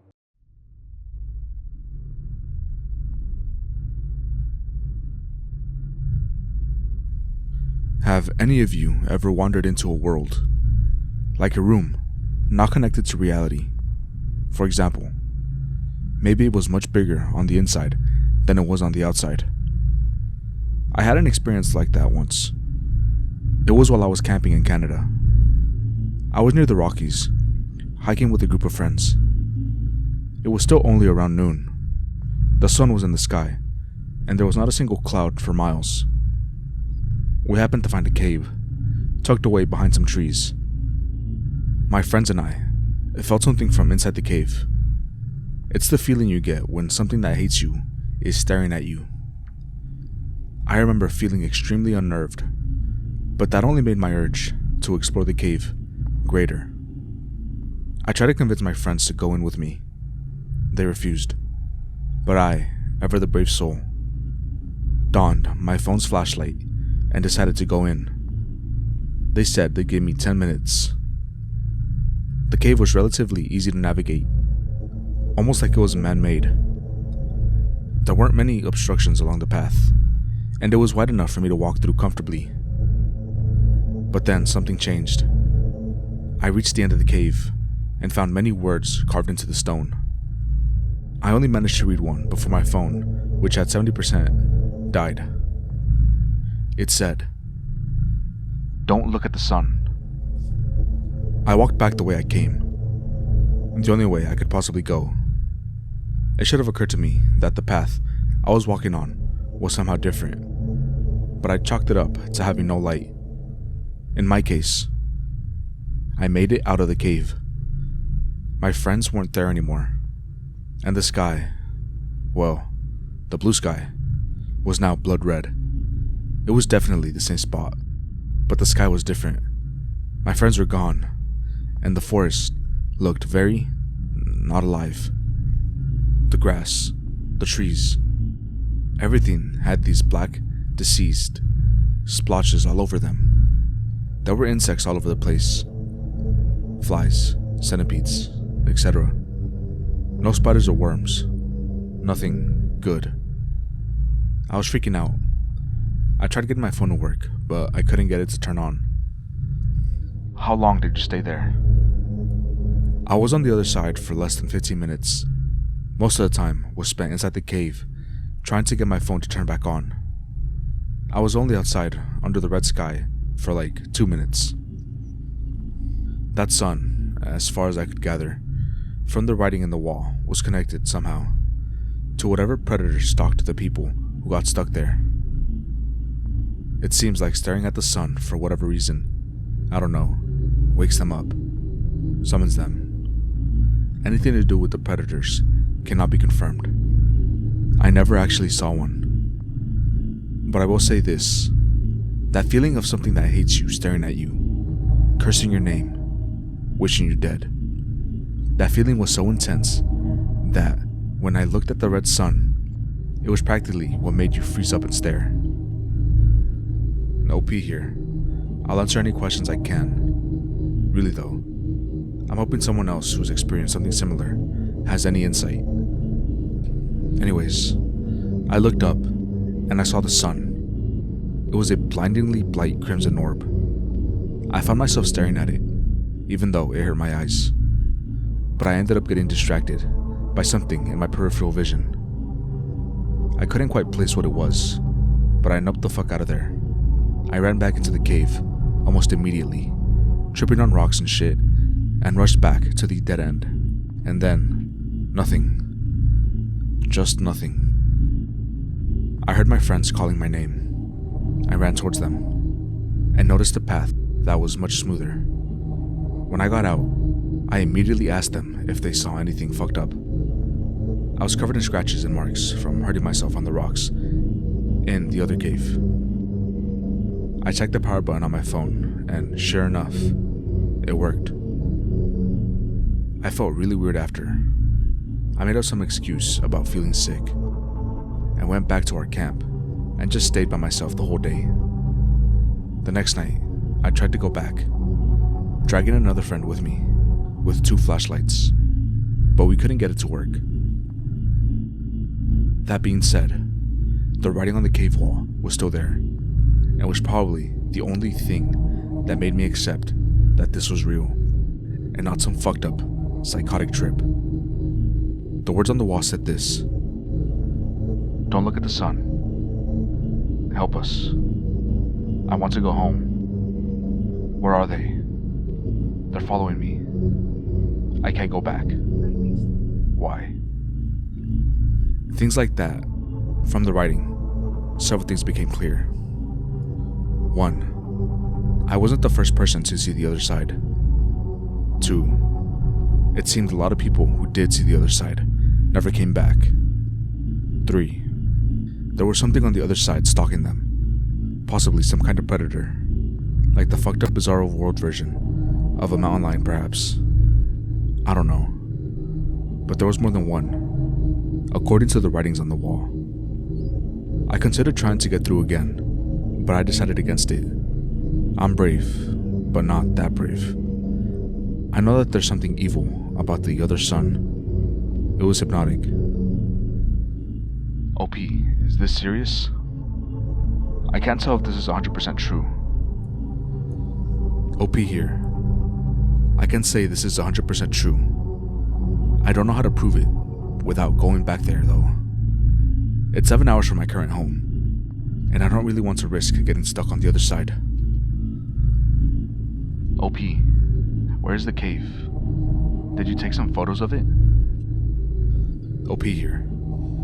I did not take pictures, but it was in the vicinity of Kakwa Provisional Park.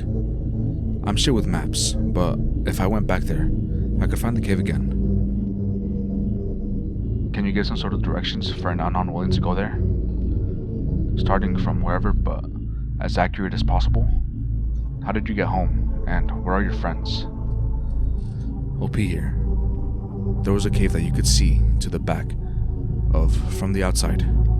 If you threw a rock into it, it would echo like it was a huge cavern. We all thought this shit was nuts, and no one had the balls to go in. I know you weren't there for a very long time, but did it seem earthly to you? Or like a whole different dimension? It looked like a twisted version of Earth. The cave was much more rough on the other side, and the rocks were sharper. The sky, as I said, was blood red. There was trees and grass, but it was covered in black spots. The whole area had this sickly feel to it. If I had to describe it with a simile, I'd say it was like the earth caught a flu. It felt like I was in the same place physically, but looking at it through a different lens. It was otherworldly, but I could still tell it was Earth. Does that make sense? Sorry if my answer is all over the place. Maybe it has something to do with the elevator game. People describe that world to have a red sky and a sickly look to it. Can you mark it on Google Maps, OP? Like I said, I'm not good with maps, but I'll try later. Interesting. I didn't meet a girl, but this is very similar to what I have experienced. I wonder if caves like that one, I wonder if caves like the one I found were the original elevator game. In any case, it's comforting to know that there are people who found pathways to the other side. It helps me with thinking I'm not crazy. I guess you can say that the elevator game is a brute force method. Then again, the risk is the girl. And the cave risk appears to be the entirety of the fucking sky. It's worth noting that with the elevator entrance, you wouldn't be exposed to the sun unless you left the whole building. So you'd be safe from that if you use that kind of pathway. With the cave it's different. There's no apparition. But there's the problem that looking up at the sun, which, as I mentioned before, mesmerized me, probably has the same effect as interacting with the girl. I work at a radio station corp as an engineer, and I'm posted in an area from Prince George to Jasper. We have a time codes alert system for forest fires or wild animal movements in the park for campers to get radio updates. The whole area is fucked, random dB, losses of signal. That shouldn't happen, and we get calls from hikers and campers that radio alerts from other times are playing. One was a guy heard one about a snow avalanche that happened 6 months earlier or so. We looked up the logs. Sure enough, it existed. Kakwa is fucked. Bermuda Triangle of shithole Canada, LOL. I had a series of glitches in the Matrix lasting about a week and never experienced them again. Me Femanon, moving to a new flat with boyfriend. Go for a walk around the area. See cyclist on a straight road with no turnoffs. Truck passes cyclist. Look away for a second. Cyclist is gone. The truck is still in front of me. Passes me. I look behind it. No cyclist. Assume we must have turned into a driveway obscured by the truck while it was passing him. Cyclist rides past me from the opposite direction, not even 30 seconds later. Literally the same day. Take laptop out of my bag. I think it's a pad like mine, but one generation newer. Ask boyfriend if it's his, cause he's autist ThinkPad lover, and he has like 5. It's not his. Has all the same stickers and all my stuff on it, but definitely newer. I 100% had one that can't move its screen 360 degrees, and doesn't have a touchscreen. We even discussed getting me one that does for my lectures. Find an old t-shirt with a very distinct print in my drawer. Thing is, I ripped it into pieces and used it as a rag a couple days before, as I had nothing to clean with. Open kitchen drawer to get new knife. Grab new knife. Handle was black with green. It was black with orange. Check order I placed for it online. Clearly says orange. Cooked with these knives several times before and really liked the color. No way I misremembered it. Sheets I bought from IKEA. Somehow have a tag from a different store. Have 8 tarantulas, cause big bug enthusiast. Go to feed them one day. 7 terrariums. Boyfriend, what did you do with my curly hair dog gif? He doesn't know what I'm talking about. Says, I always had 7. I even had a notebook dedicated to my tarantulas to note down their preference, conditions, and behaviors. There was a curly hair in the notebook. Have a spider that's a real runner. Don't close the door all the way after feeding. Spider escapes. Go to the kitchen for a cup, cause it's a venomous one. Go back. Spiders in terrarium. Closed all the way.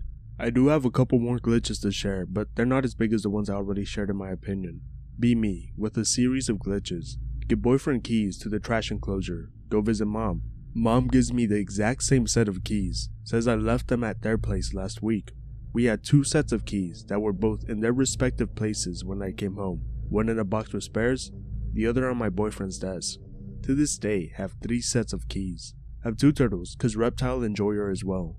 One is hyperactive and has ADHD. It never stops moving around. The other is a rescue, kept in terrible conditions his whole life. Can't even swim cause he's been kept in such a small tank he barely had space to turn around. Just lies around under a lamp all day and barely eats. One day, my turtles just switch personalities. Catatonic one is swimming around like crazy, and energetic one is lying under the heat lamp and looks almost dead. Become terrified. Take ADHD turtle to the vet. He's absolutely fine. They act that way for a couple of weeks and then gradually go back to their respective personalities. Have favorite fabric softener. Buy it for years cause love the scent. One day, grab a half-used bottle of it. Sniff as always. Smells completely different. Not even like, oh, they changed their formula different, just like, have fresh linen fabric softener and suddenly it smells like flowers. Have designated huge plastic bowl for feeding turtles, cause they eat stinky fish. Get bowl to feed turtles. Bowl feels weird in my hands. Placed it by the turtle tanks. It's clearly smaller than my feeding bowl. Call over sister, who often stays with us. She confirms it's smaller. Ask boyfriend if he got a new bowl. No. Smell bowl. Sure enough, smells like fish. My face when turtle bowl shrank. I got a story of history of seeing the future in dreams, but this one stands out to me the most. B12. It's the Christmas Eve of 2012. Go to bed. Have dreamed that I'm using a laptop in the living room. Stuff happens in the dreams, but it's not important. Wake up. Thought. That was interesting. Parents are up. We decide to open the presents. I got a fucking laptop. So amazed that I got one. I don't even think about the dream. Family was poor, and the only time I thought I would get a PC would be a lot later. Nor was I ever given any hints or asked about it. Have a great time setting up PC so I could play Portal 2 co-op with my dad. Skip about 8 years later. B20. Still using same laptop in living room. Still am to write this too. Realized that the setup of the house was exactly like how it is now. Realized the laptop was the exact one that was in the dream. The only time the house would have looked like that is at that point in time, 8 years later. How did 12-year-old me know what 20-year-old me's house would look like? The house had changed a lot over the years, and so did the area I used the PC in. I wasn't the one who had arranged the house either, so I wasn't the one who made it as such. I still remember the image of the dream really well too. It always sort of stuck with me. Never told anyone in real life about the dream until I realized a coincidence. What do you Anons think? Have any of you had something like that happen? B middle school me. Just coming home from school, mom driving me home, had my backpack that I knew for a fact was on my body. Get home, put my backpack in my room, play video for the rest of the day, normal stuff. Next morning, get ready for school. Where the fuck is my backpack? Look all over the place, can't find it, so I just go without it. Lo and behold, my backpack is in my locker somehow. All the stuff I had was still in it, as if nothing out of the ordinary happened. Go home and tell mom, brother, and stepdad about the backpack incident. Ask if they saw me coming home with my backpack the day before, and they all say yes. They clearly remember me having my backpack. Tell them it somehow appeared in my locker despite being on me as I was coming home, in clear sight of the whole family. Nobody knows how or why, but we all clearly remember me coming home with the backpack that subsequently disappeared from our home and reappeared in my locker. I'm convinced this was a glitch in the Matrix type deal. There's no logical explanation for how this could have happened other than some kind of fluke. Unfortunately, I can't confirm the universe is a Matrix, but it is something I personally believe. I don't think there was a rhyme or reason as to why this happened, and that it was some random freak occurrence. They can't be reproduced through normal means. This happened in the 90s. Me, young child, live in a trailer park, walking around the property playing dinosaurs or something. Suddenly, reality itself seems to glitch out for a second. See strange crab-like beings around a cactus patch and a pile of boulders. Don't live near coast, plus the crab is all wrong. The sensation of the experience is bizarre. Like reality itself was violated with some wispy dream-like delirium. Normal reality resumes just as quickly as I had vanished, like someone splicing in a hidden frame in a movie reel. Babysitting my niece one day. She's 4 and super energetic. I take her out back so that she can tire herself out on the trampoline. I'm watering the plants while keeping an eye on her. She's jumping and laughing, just having fun. The next part happens quick. 1 second I'm watching her laugh and sing on the trampoline. Then I look away for a moment and my niece abruptly stops laughing. Silence. Squeaking of the trampoline string stops. I look back. Niece is underneath the trampoline, just sitting there. Looks spooked. We stare at each other for a sec. I asked how she got down there so fast. She says she doesn't know. Check her for bruises, thinking she fell off or something. She's totally fine. Says she didn't fall. She was just jumping 1 sec, then sitting on the ground the next. My face went. I experienced a reality glitch or something. Still can't explain it. 16 years old. Home alone for a few days because parents are taking a mini vacation. Start hearing noises throughout the house. At first it's just stuff I can shrug off, like someone running in the attic or on the roof. Whatever, could be possum or squirrel. But then start hearing the same thing inside the house. Example 1. I'm in the living room on my phone when I hear something scamper from the kitchen to the hallway. Sounds like a cat. The area is perfectly within my field of view, but even though I can hear the movement and can track where it is, I don't see shit. Example 2. I'm at the kitchen table eating breakfast and feel something brush past my leg, then hear footsteps under the table. Sounds like a person's footsteps. I check, but again, I see nothing. By this point, I'm getting kind of fed up with it. One night, I'm woken up by the closet door opening. Hear footsteps move across the room. Then, I see my bedroom door open and close. Scares the shit out of me, Desu. But also, I'm fucking annoyed by all the activity. I decide, fuck this ghost or whatever it is, and decide to confront it. I get up, open my bedroom door, and then that's when I see something that's kind of hard to describe. Firstly, my bedroom door opens out into a long hallway. From where I'm standing, I can see the bedroom door opposite mine. Then the wall of the hallway lined with family photos. And finally, the end of the hall leading into the living room. Now, on the wall where the family photos are hanging, I see a hole in the wall that's not supposed to be there. It's large, so I notice it right away, even in the dark. And I'm wondering who the fuck punched a hole in my wall. But the thing is, it's perfectly square, like somebody measured it out and cut out a slice of the wall. Then, I hear footsteps at the end of the hall and look over expecting to see an animal or something. Instead, I watch this little sphere roll from one side of the doorway to the other. It looks like a computer rendering of a ball, like something out of a 90s computer game. Pick related, only the one I saw was black. This was all in the dark, by the way, but I can see both the hole and the sphere clearly, like they're kind of faintly glowing. As the ball disappears past the doorframe, I hear my closet door open and shut behind me. I glance back, then look back into the hallway and the square hole in the wall is gone. Walk back to the bed and lie there for a while. Eventually drift off to sleep thinking I'm going crazy. Luckily, I wasn't. I don't think. Nothing like that ever happened again. I have a weird memory. Maybe a stupid childhood memory. Maybe a reality glitch.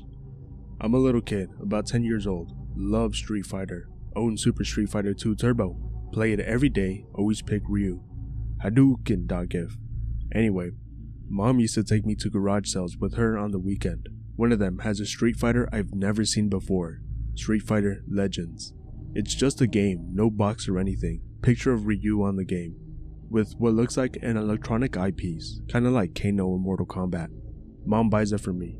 Thanks, Mom. Go home and play it. Tons of cool new levels and characters I'd never seen before. Still choose Ryu every time. The levels are weird, mainly post-apocalyptic hellscapes with shit on fire in the background. I remember one level vividly. When the level starts, you see rubble in the background, a city on fire in the far background, characters by the rubble, most of them cops. A black car pulls up and a guy in black jumps out and the car drives off. This guy was really fucking hard to beat. Fought him many times before beating him. Every time I lost, he would say the same thing. Looks like the future's set in stone. Only a true hero can change that. One day, I'm super close to beating him. Almost there. He's attacking with combos and I'm blocking everything, waiting for an opening. There it is. About to deliver the finishing blow. The game shuts off. No! Throw the controller down and run to bed. Cry like a little baby. Found out later a transformer blew or something. All the power cut out. Anyway, didn't try to play till the next day because I was so pissed. The game in the console is fucking Hook, the Peter Pan game. What the fuck? I don't even own this game. Mom, where's my game? What do you mean? That's the game you have been playing, Anon. Get upset and tell her it was the Street Fighter game. Anon, this is the game I bought you. After a long time of arguing, I give up and play Hook. Years pass. One day I'm at school. The teacher seems upset, won't tell us why. Finally says, "A plane has hit the Twin Towers." She turns on the TV. I watch the second plane hit. Scene looks familiar. Oh shit. It's the burning city in Street Fighter Legends. The game disappearing was weird enough, but when I saw the Twin Towers burning, I remember that weird level instantly. The cops in the background at the level didn't even cheer like background characters do in Street Fighter. They just stood there. Creeped me out at the time, especially that line. Looks like the future's set in stone. Reality glitch thread, I guess. Me, 11 years ago, about 9. I'm playing with father, going to see Vancouver, Canada. First plane ride, don't know what to expect. After takeoff, my ears pressurize. Dad passes me a piece of juicy fruit gum. Says it'll help pop my ears so they don't hurt. Okay if you say so, Jason. Pop it in my mouth and chew. Crunch, crunch, crunch. What the fuck, CPP? The gum is crunchy, not like it's the normal outer shell of some gum, but really fucking crunchy. Keeps getting crunchier. Ask Dad for a napkin, spit it out. It's sand. A mouthful of goddamn sand. No gum anywhere to be seen, just wet sand, and more than there could have been in the gum he gave me. We look at each other really confused. Never experienced anything like that before or since. I switched to 5 because that shit doesn't turn to sand in your mouth. Me, working an hour out of town. Car has shitty gas mileage, so I go to the gas station before work every day. Pull up the same pump the same way every day for almost a year. Pump 3, car facing the store. Wake up one morning, everything normal. Drive to the gas station, pull up to pump 3, car facing the building like always. Go inside, buy a soda, pay for gas. Come outside to pump the gas and can't find where to put the nozzle. It's on the other side of the car. No fucking way that's right. Freaked out for a bit, but get over it. Know for a fact, I've been doing the same routine for almost a year. Always pump from that side. 3 days later, fiance takes the car to go see her friends, comes home. Eventually tells me a story about pulling up to a gas pump the wrong way. I could have sworn the gas tank was on the other side. My grandpa would never go in his attic. Would never tell us why. Me and the siblings grew up not really questioning it. All of us just knew that Pop wouldn't go in the attic. Whenever he needed something from it, we'd go get it for him. Totally normal attic. Never got any spooky vibe from it. Years later, Grandpa dies. Died peacefully in his sleep. I go to stay with my grandma to keep her company. One night, we're up late talking about old memories. I bring up the attic in the story. Grandma gets really quiet. Ask if anyone ever talked to me about why they wouldn't go up there. Nope, JPEG. She tells me that when they first moved into the house, Pop couldn't sleep. He said something about the house just didn't feel right. He paced all night like he was crazy. Went over every inch of the house with a fine-tooth comb. Grandma is really worried, but doesn't say anything. One night, he goes up into the attic. She hears him start screaming. She sprints up to the attic and finds him curled up in a ball. He's sobbing. Grandma asks him what happened. He looks up at her and tells her he figured it out. He points to where the eaves of the roof narrow down toward the far end. She looks. There's nothing there. then looks closer and sees something she can't really describe or explain. All she could compare it to was origami. It was like space was folded up on itself. The angles were all wrong. She said when she looked at it, she could feel herself going crazy, like something inside her was melting. She drags Pop-Pop down the stairs and puts him to bed. He sleeps for 2 days. When he wakes up, he says he'll never go into the attic as long as he lives. Never says anything. Never says another word about it. Ignores Grandma when she brings it up. Grandma goes quiet, and I don't say anything. We moved on to other stuff, and she hasn't brought it up again since. Turns out most of my family knows that part of the attic has always been blocked with a huge old bureau. Now I know why. Something really fucking weird just happened. In living room, get up to go to bathroom. At the entrance to the hallway, I stop. There's a big garden snake hanging from the door frame. I actually really like these little guys, so I reach out to catch him so I can put him outside. My hand goes right through him. Like, my brain can't figure out what to do, so it just sort of hiccuped for a second. Face is right next to it. Realize I can slightly see through it. I try to grab it again. I cannot fucking touch it. Every time I tried, my hand would go right through it. Eventually, I had another one of those little brain hiccups, and suddenly it was in my hand. Completely solid. Totally normal spider. I put it in the garage, go into my bathroom. Shit breaks. What the fuck happened? Am I losing my mind? Did reality just kinda not work for a second? Has anyone else had a reality glitch like this? TLDR, ghost spider. Not a reality glitch as such, but I don't know where else I would fit it. B14. Morning after WrestleMania 14, March 30th, 1999. In school, talking about Austin beating HBK and playing football. Slip on wet floor. Hit head on ground. Wake up 4 years later. Standing over the toilet with my dick out. Be confused. See self in mirror. Look totally different. Like still me, but clearly older. Go downstairs. House full of people in suits. See Nan. Ask her what the fuck is going on.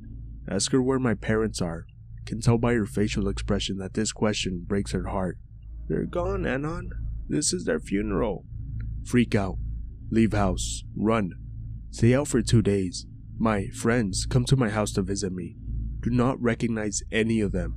The ones I do know, I had never liked, but they treat me like I'm their best friend.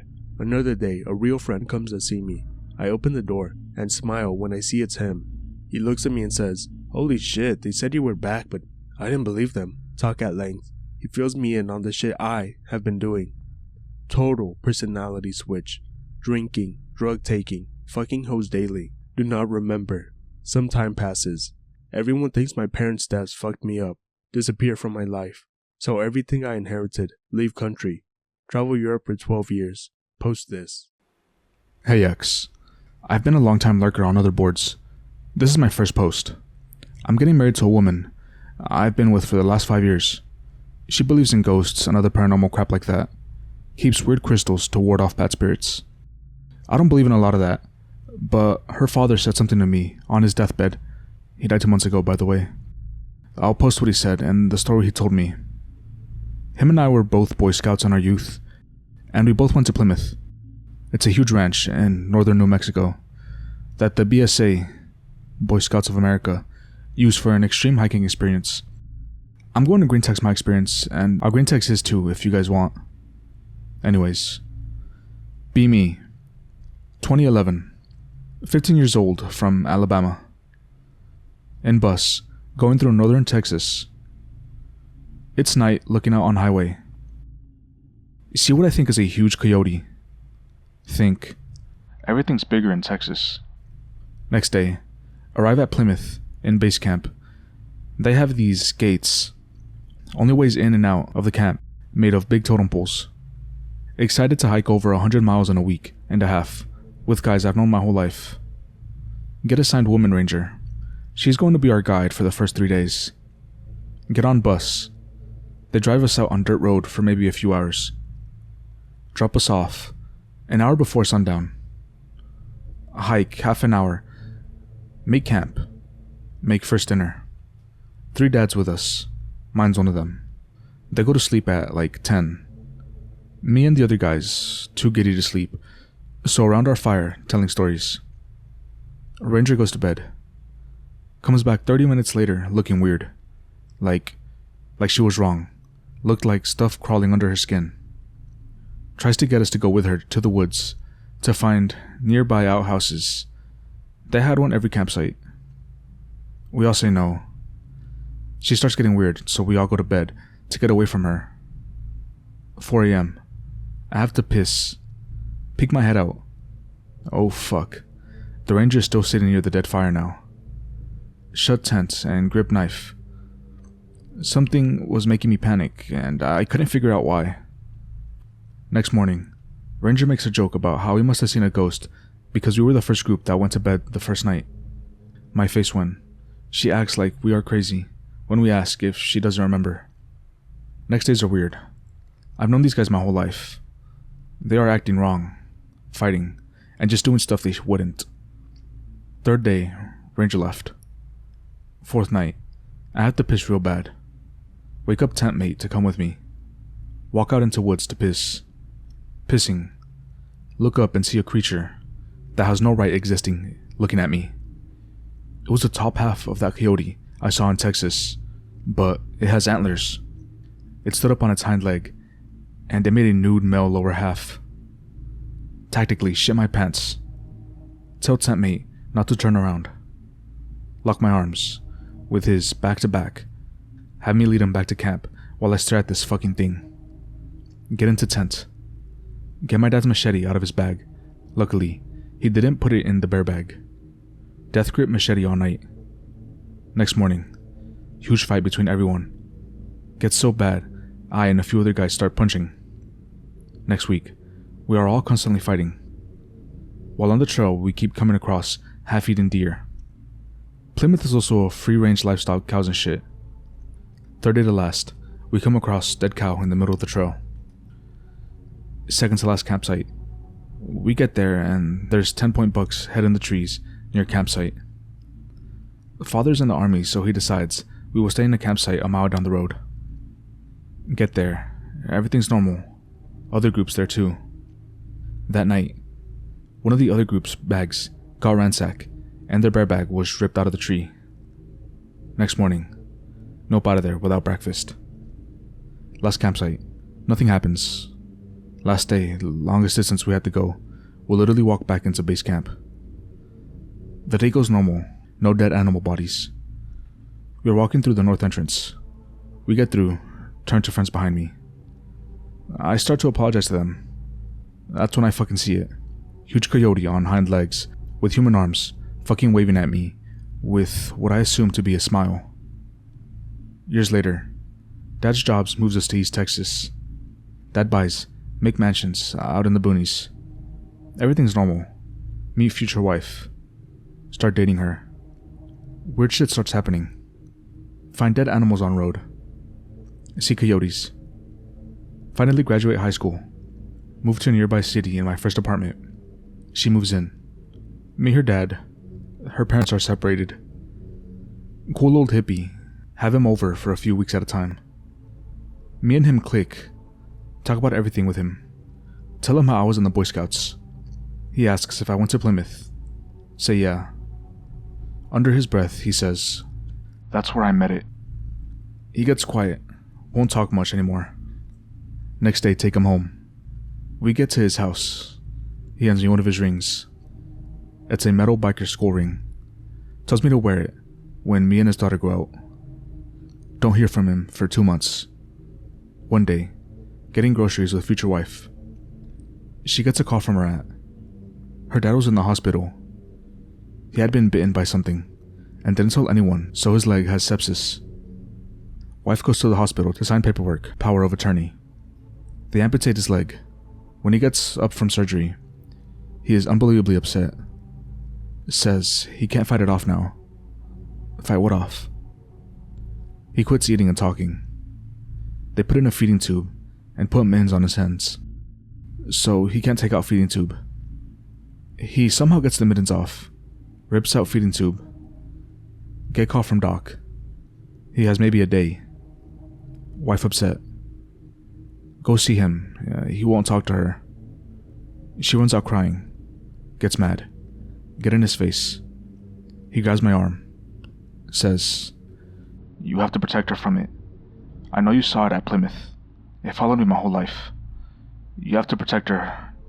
Keep that ring on you at all times." Then he lays back down and doesn't say another word. Leave. Comfort wife. Go home. Next day he dies and he gets cremated.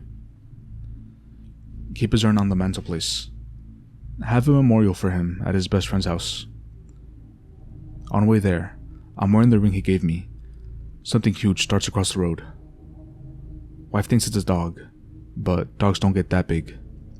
While at memorial, his 2 ex-wives show up. The first, now my wife's mom, starts going on about how he never wanted to move out of the city. Goes on about how he was always burning sage and shit like that. Starts talking about how dead animals would show up at his doorstep.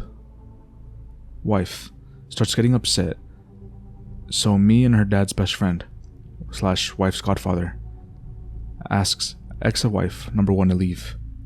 Wife's grandma outlived her dad. While we were there, she pulls me to the porch under the excuse of a cigar and a cigarette. Hands me this tiny old book with no writing on the cover. It says it's wife's dad, Out Book of John. He took it with him everywhere. Tells me he told her about Plymouth. Tells me what happened to him. Tells me I have to take care of wife because she's his only daughter and the creature is out for blood. Go back inside and listen to stories about the guy. Notice a pattern about him. He always preferred the city and kept his distance from almost everyone except his mom. Memorial ends. We start to head home. It's dark now. Get halfway home and there's dead hog, which is weird because the nearest wild hogs are over 100 miles away. Go around it and pull it home. Get home. Wife goes to bed. I stay up and open the Book of John. Note with a combo and B25 written on it falls out. On the back, storage unit place is written on it. Show wife. Go to storage unit the next day. Pay the desk for final payment and go open it up. Fill to the brim with old boxes, food, and suitcases. Start going through the stuff. Start finding weird shit. Knives. Notebooks filled with incoherent writings. And newspaper. Every local newspaper from 1987 to 2008. Throws most of it away. Find wife's old baby stuff. It makes her happy. Keep bitch and sword. On the way home, I hit a coyote with truck. Even in some cities, the wildlife creeps in. My inner hit kicks in. That's a good pelt, at least. Pull truck over. Hop out to examine coyote with my pocket knife out. Get close to see it. And it has fucking human hands. Bolt back to truck. Wife doesn't know why and starts asking what's wrong. As I peel down the highway, I just say it was too mangled to salvage. Relatively normal for a month. Yesterday, I'm getting up to go to the gym. Before work. Walk into front apartment patio. There's a fucking dead coyote. Rush back inside. Grab my machete. Go back out to roll it over. My face went. No human hands. Grab trash bag and gloves because can't skin it on porch. Take it to dumpster. On my way to work after gym. Notice old man staring at me from sidewalk. Something is wrong about him. I just can't put my finger on it. He smiles at me. The same smile that thing gave me at my last day of Plymouth. Instantly go home. Call out of work for the rest of the week. Barricade apartment. Luckily, wife is between jobs, so get her to stay with me. This is my first chance I've had to slip away from her to post. Do you guys have any idea what this thing is and how to get rid of it? Shithole spooks? Shithole spooks. Intro. Be me. Wedge Cook, Jakarta, Indonesia. Shithole. Lots of ancient spooks around. Here's my first story. Be me. 2018. Wage Cook. Took 2 days off from work. Bought a train ticket for a 7-hour ride. Train departs at night, so whole journey is in darkness outside the train. Heard from train drivers that at night some spooks are seen around the train tracks. Expecting to see some local spook / ghost. Train departs. No happenings. Bored at train. Opens laptop. Shit posting. A few hours later, hear a distinct female scream from the next train coach. thinking someone just became brokenhearted. Train conductor and railway police on duty suddenly running towards the scream. Intrigue.png. Railway police present means something is happening, probably passengers fighting each other. At this time, the loud female screams get louder, with train conductor and railway police shouting, "That's it, I'ma see what's happening.jpg. Running to next train coach. Saw train conductor and railway police pinning down a female passenger. The female passenger screaming and resisting being pinned down, at the same time making gestures like ancient local traditional dancing. I asked fellow intrigued passenger nearby, "She's possessed by a female ghost. Maybe from the old train tunnel we just passed nearby?" All of my what.jpg? This random passenger I talked to seems to already know everything that is happening. My face when the same random passenger assisting the train conductor doing an exorcism. My face when the train indeed passes a 100-year-old tunnel. My face when heard stories about blood sacrifices during the tunnel constructions that involved dancers. My face when during the whole ordeal. Thanks for input. Looks like more shithole spooks. Be me, B2018. Wage cuck sucks ass. Decides to hang around more often in train stations. I like trains.mp4. Involved in some railway passenger community services. Usually hangs out at the central transit station in Jakarta. Eventually, get to personally know the station master. One night, he invited me to have some coffee and cigarettes in his room during a sleepy midnight shift. There's a security camera monitor set up in his working station. Decides to peek around the CCTV cameras. There's a camera overlooking and monitoring the station's underground tunnel beneath platforms for passengers to use. Nobody there. Empty. It's midnight already, so it's normal. In the meantime, I decide to light a cigarette, looking away from the CCTV monitor for a while. When I look at the monitor again, I see a woman in a white dress standing still in the underground tunnel. Maybe she's just a weirdo. Pretty normal to see weirdos at midnight trains. Try to focus on her. Suddenly she's floating towards the tunnel's walls. Floating, because no foot movement at all. She's literally floating and moving. She disappears into the tunnel's walls as if the tunnel swallowed her, all in front of my eyes on the CCTV monitor. My face when there's no doors at all to the tunnel except the janitor's storage room or some shit. My face when pic related. Shithole spooks again. This one's not about me, but a friend of mine who works as a train driver. Be me. Be a new train driver. Just recently finished training. Stationed in Bandung area. Bandung area was notorious for spooky sightings at night. Train drivers on night shifts always saw ghosts and spooks when in Bandung area. First train driver assignment. Night local train schedule. Departs Bandung train station. Passing dark valleys and forests. No lights at all. Only locomotive fog lights. Suddenly saw a woman in a red dress floating above in front of the locomotive. When focused on the woman, suddenly saw a silhouette of the man on the tracks. Wants to hit the emergency brake, but at the last moment saw the man is covered in blood and gore hanging from his torso. It's a ghost, but holy fuck.mp4. It's a ghost, maybe, but at the exact moment the locomotive hit the deformed man, he clearly heard a thud. Still thinks it's a ghost. Decides not to pull the emergency brake. Plays it cool. Nothing happened. Train driver assistant suddenly asked him, "You saw and heard that too, right?" Shitting bricks at this point. Train driver assistant already familiar with these kind of spooks. Your first assignment in this area, right? Don't worry, that was normal for a night train ride. The train driver assistant just said that it's fucking normal to see a woman floating in midair at night in the middle of a dark forest. A few hours later, arrived at the terminus station. Sweating profusely, station staff asked what is happening. Tell the whole story. They laughed, saying that it's normal. Fell sick for 3 days afterwards. Received permission for a week from local train company rep. Local rep says it's normal for new train drivers to fall ill for a week after they saw something spooky for the first time.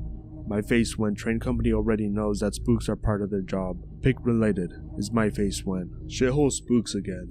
There are urban legends in Indonesia, especially in places with train tracks, that there are level crossing demons that inhabited all level crossings and prey on unsuspecting humans by making them deaf, so they never hear a speeding train coming towards them. We call them setan budeg in our local language. I personally think I saw an occurrence of a level crossing demon preying on a human. Be me, be wage cuck, be 2019. It's been years since I started using commuter trains. I already know routes and shit. Near my train station, there was a small illegal level crossing, used by locals to cross train tracks. Now dismantled, as my train station has undergone renovations. The train tracks were usually walled off to prevent bystanders from wandering onto the tracks, but some locals bore a hole big enough for them to cross. be a normal morning at 7 a.m. Me waiting for my commuter train, along with hundreds of other passengers on the station platform. You can see the illegal crossing from the station platform. Station announces that an inner-city train will soon pass by. Bell chimes blaring. From the hole in the wall near slum areas, a random guy appears. Seems like a construction worker on morning break, crossing the train tracks using the illegal level crossing. Unaware of the speeding inner-city train, he's not even slowing down a bit. When station chimes are blaring, he doesn't even notice the other passengers are already screaming at him to watch out for the speeding train. Then, the inner-city train hits him like a force no one has ever seen before. He's literally smacked so hard that a part of his body just explodes and bounces like a ragdoll for approximately 50 meters. Other passengers that see the whole ordeal are horrified. Some are crying. I myself just stood there in silence, unable to think anything. Soon there are railway police and station security and shit, covering the mauled corpse with newspapers. Still can see the bloody drips. Must have been the level crossing demon. More shithole spooks. Be me. Be Indonesian. Be 2019. Legislative and presidential election season. Candidates are campaigning themselves, pouring to the general public. Presidential debates and campaign are stealing the spotlight. Almost no one talks about legislative election and shit. Be walking home at 2:30 p.m. after disembarking at a commuter train station. Kind of like a meteor, but dimmer. Maybe it's a meteor.mp3. Hear a loud thud. Looks like the meteor hit one of those houses on the rooftop. Minding my own business. Light a cigarette, keep walking. When walking near the house that I heard the thud come from earlier, I hear shrieking and screaming from the house. For a moment, saw a middle-aged man lying on the floor while convulsing, surrounded by his panicking relatives. Neighbor running to the scene. Some are spooked, but some are being silent about it.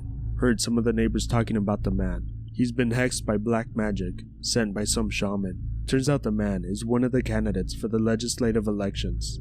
One of his political opponents hired a shaman to put a curse on him. Shitting bricks at this point, but keep minding my own business, walking along the scene. Holy fuck, is this even real.jpg? Be me. Be Indonesian. Be remote working for months already due to Corona-chan. Fuck yes, I can work while on vacation.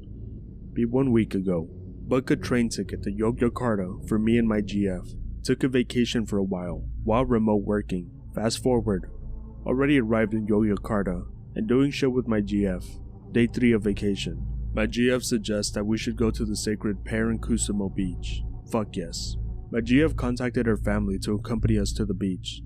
There were 4 of us, me, my GF's friend Anne, my GF's friend's boyfriend, Riz, my girlfriend's friend, Anne, had her left arm fractured. We're using Anne's car, 4 of us driving to the beach at noon, arrived to the beach at afternoon, hours before sunset. This particular beach is very sacred for Javanese beliefs, due to being the area of the sacred sea queen. Me, my GF, and Riz, Anne's boyfriend, sitting around the beach, smoking and shit. Suddenly, Anne has the urge to walk to the beachhead, toward the waves. Mind you, the waves at this beach are always rough, normally 3 to 4 meters, along with a strong wind. When Anne is standing near the shore, the waves in her proximity are suddenly calming down, while the wind is still strong. Holy shit, you guys seeing this? Look at the waves. Me, can't see shit aside of the waves in Anne's proximity are almost non-existent, while at other parts look like there's a mini tsunami. My GF and Riz saw that too. The waves at Anne's proximity are almost non-existent. Me, do you think what I'm thinking? My GF, yes, but we better not talk about it here. You know the reason. Riz, I agree.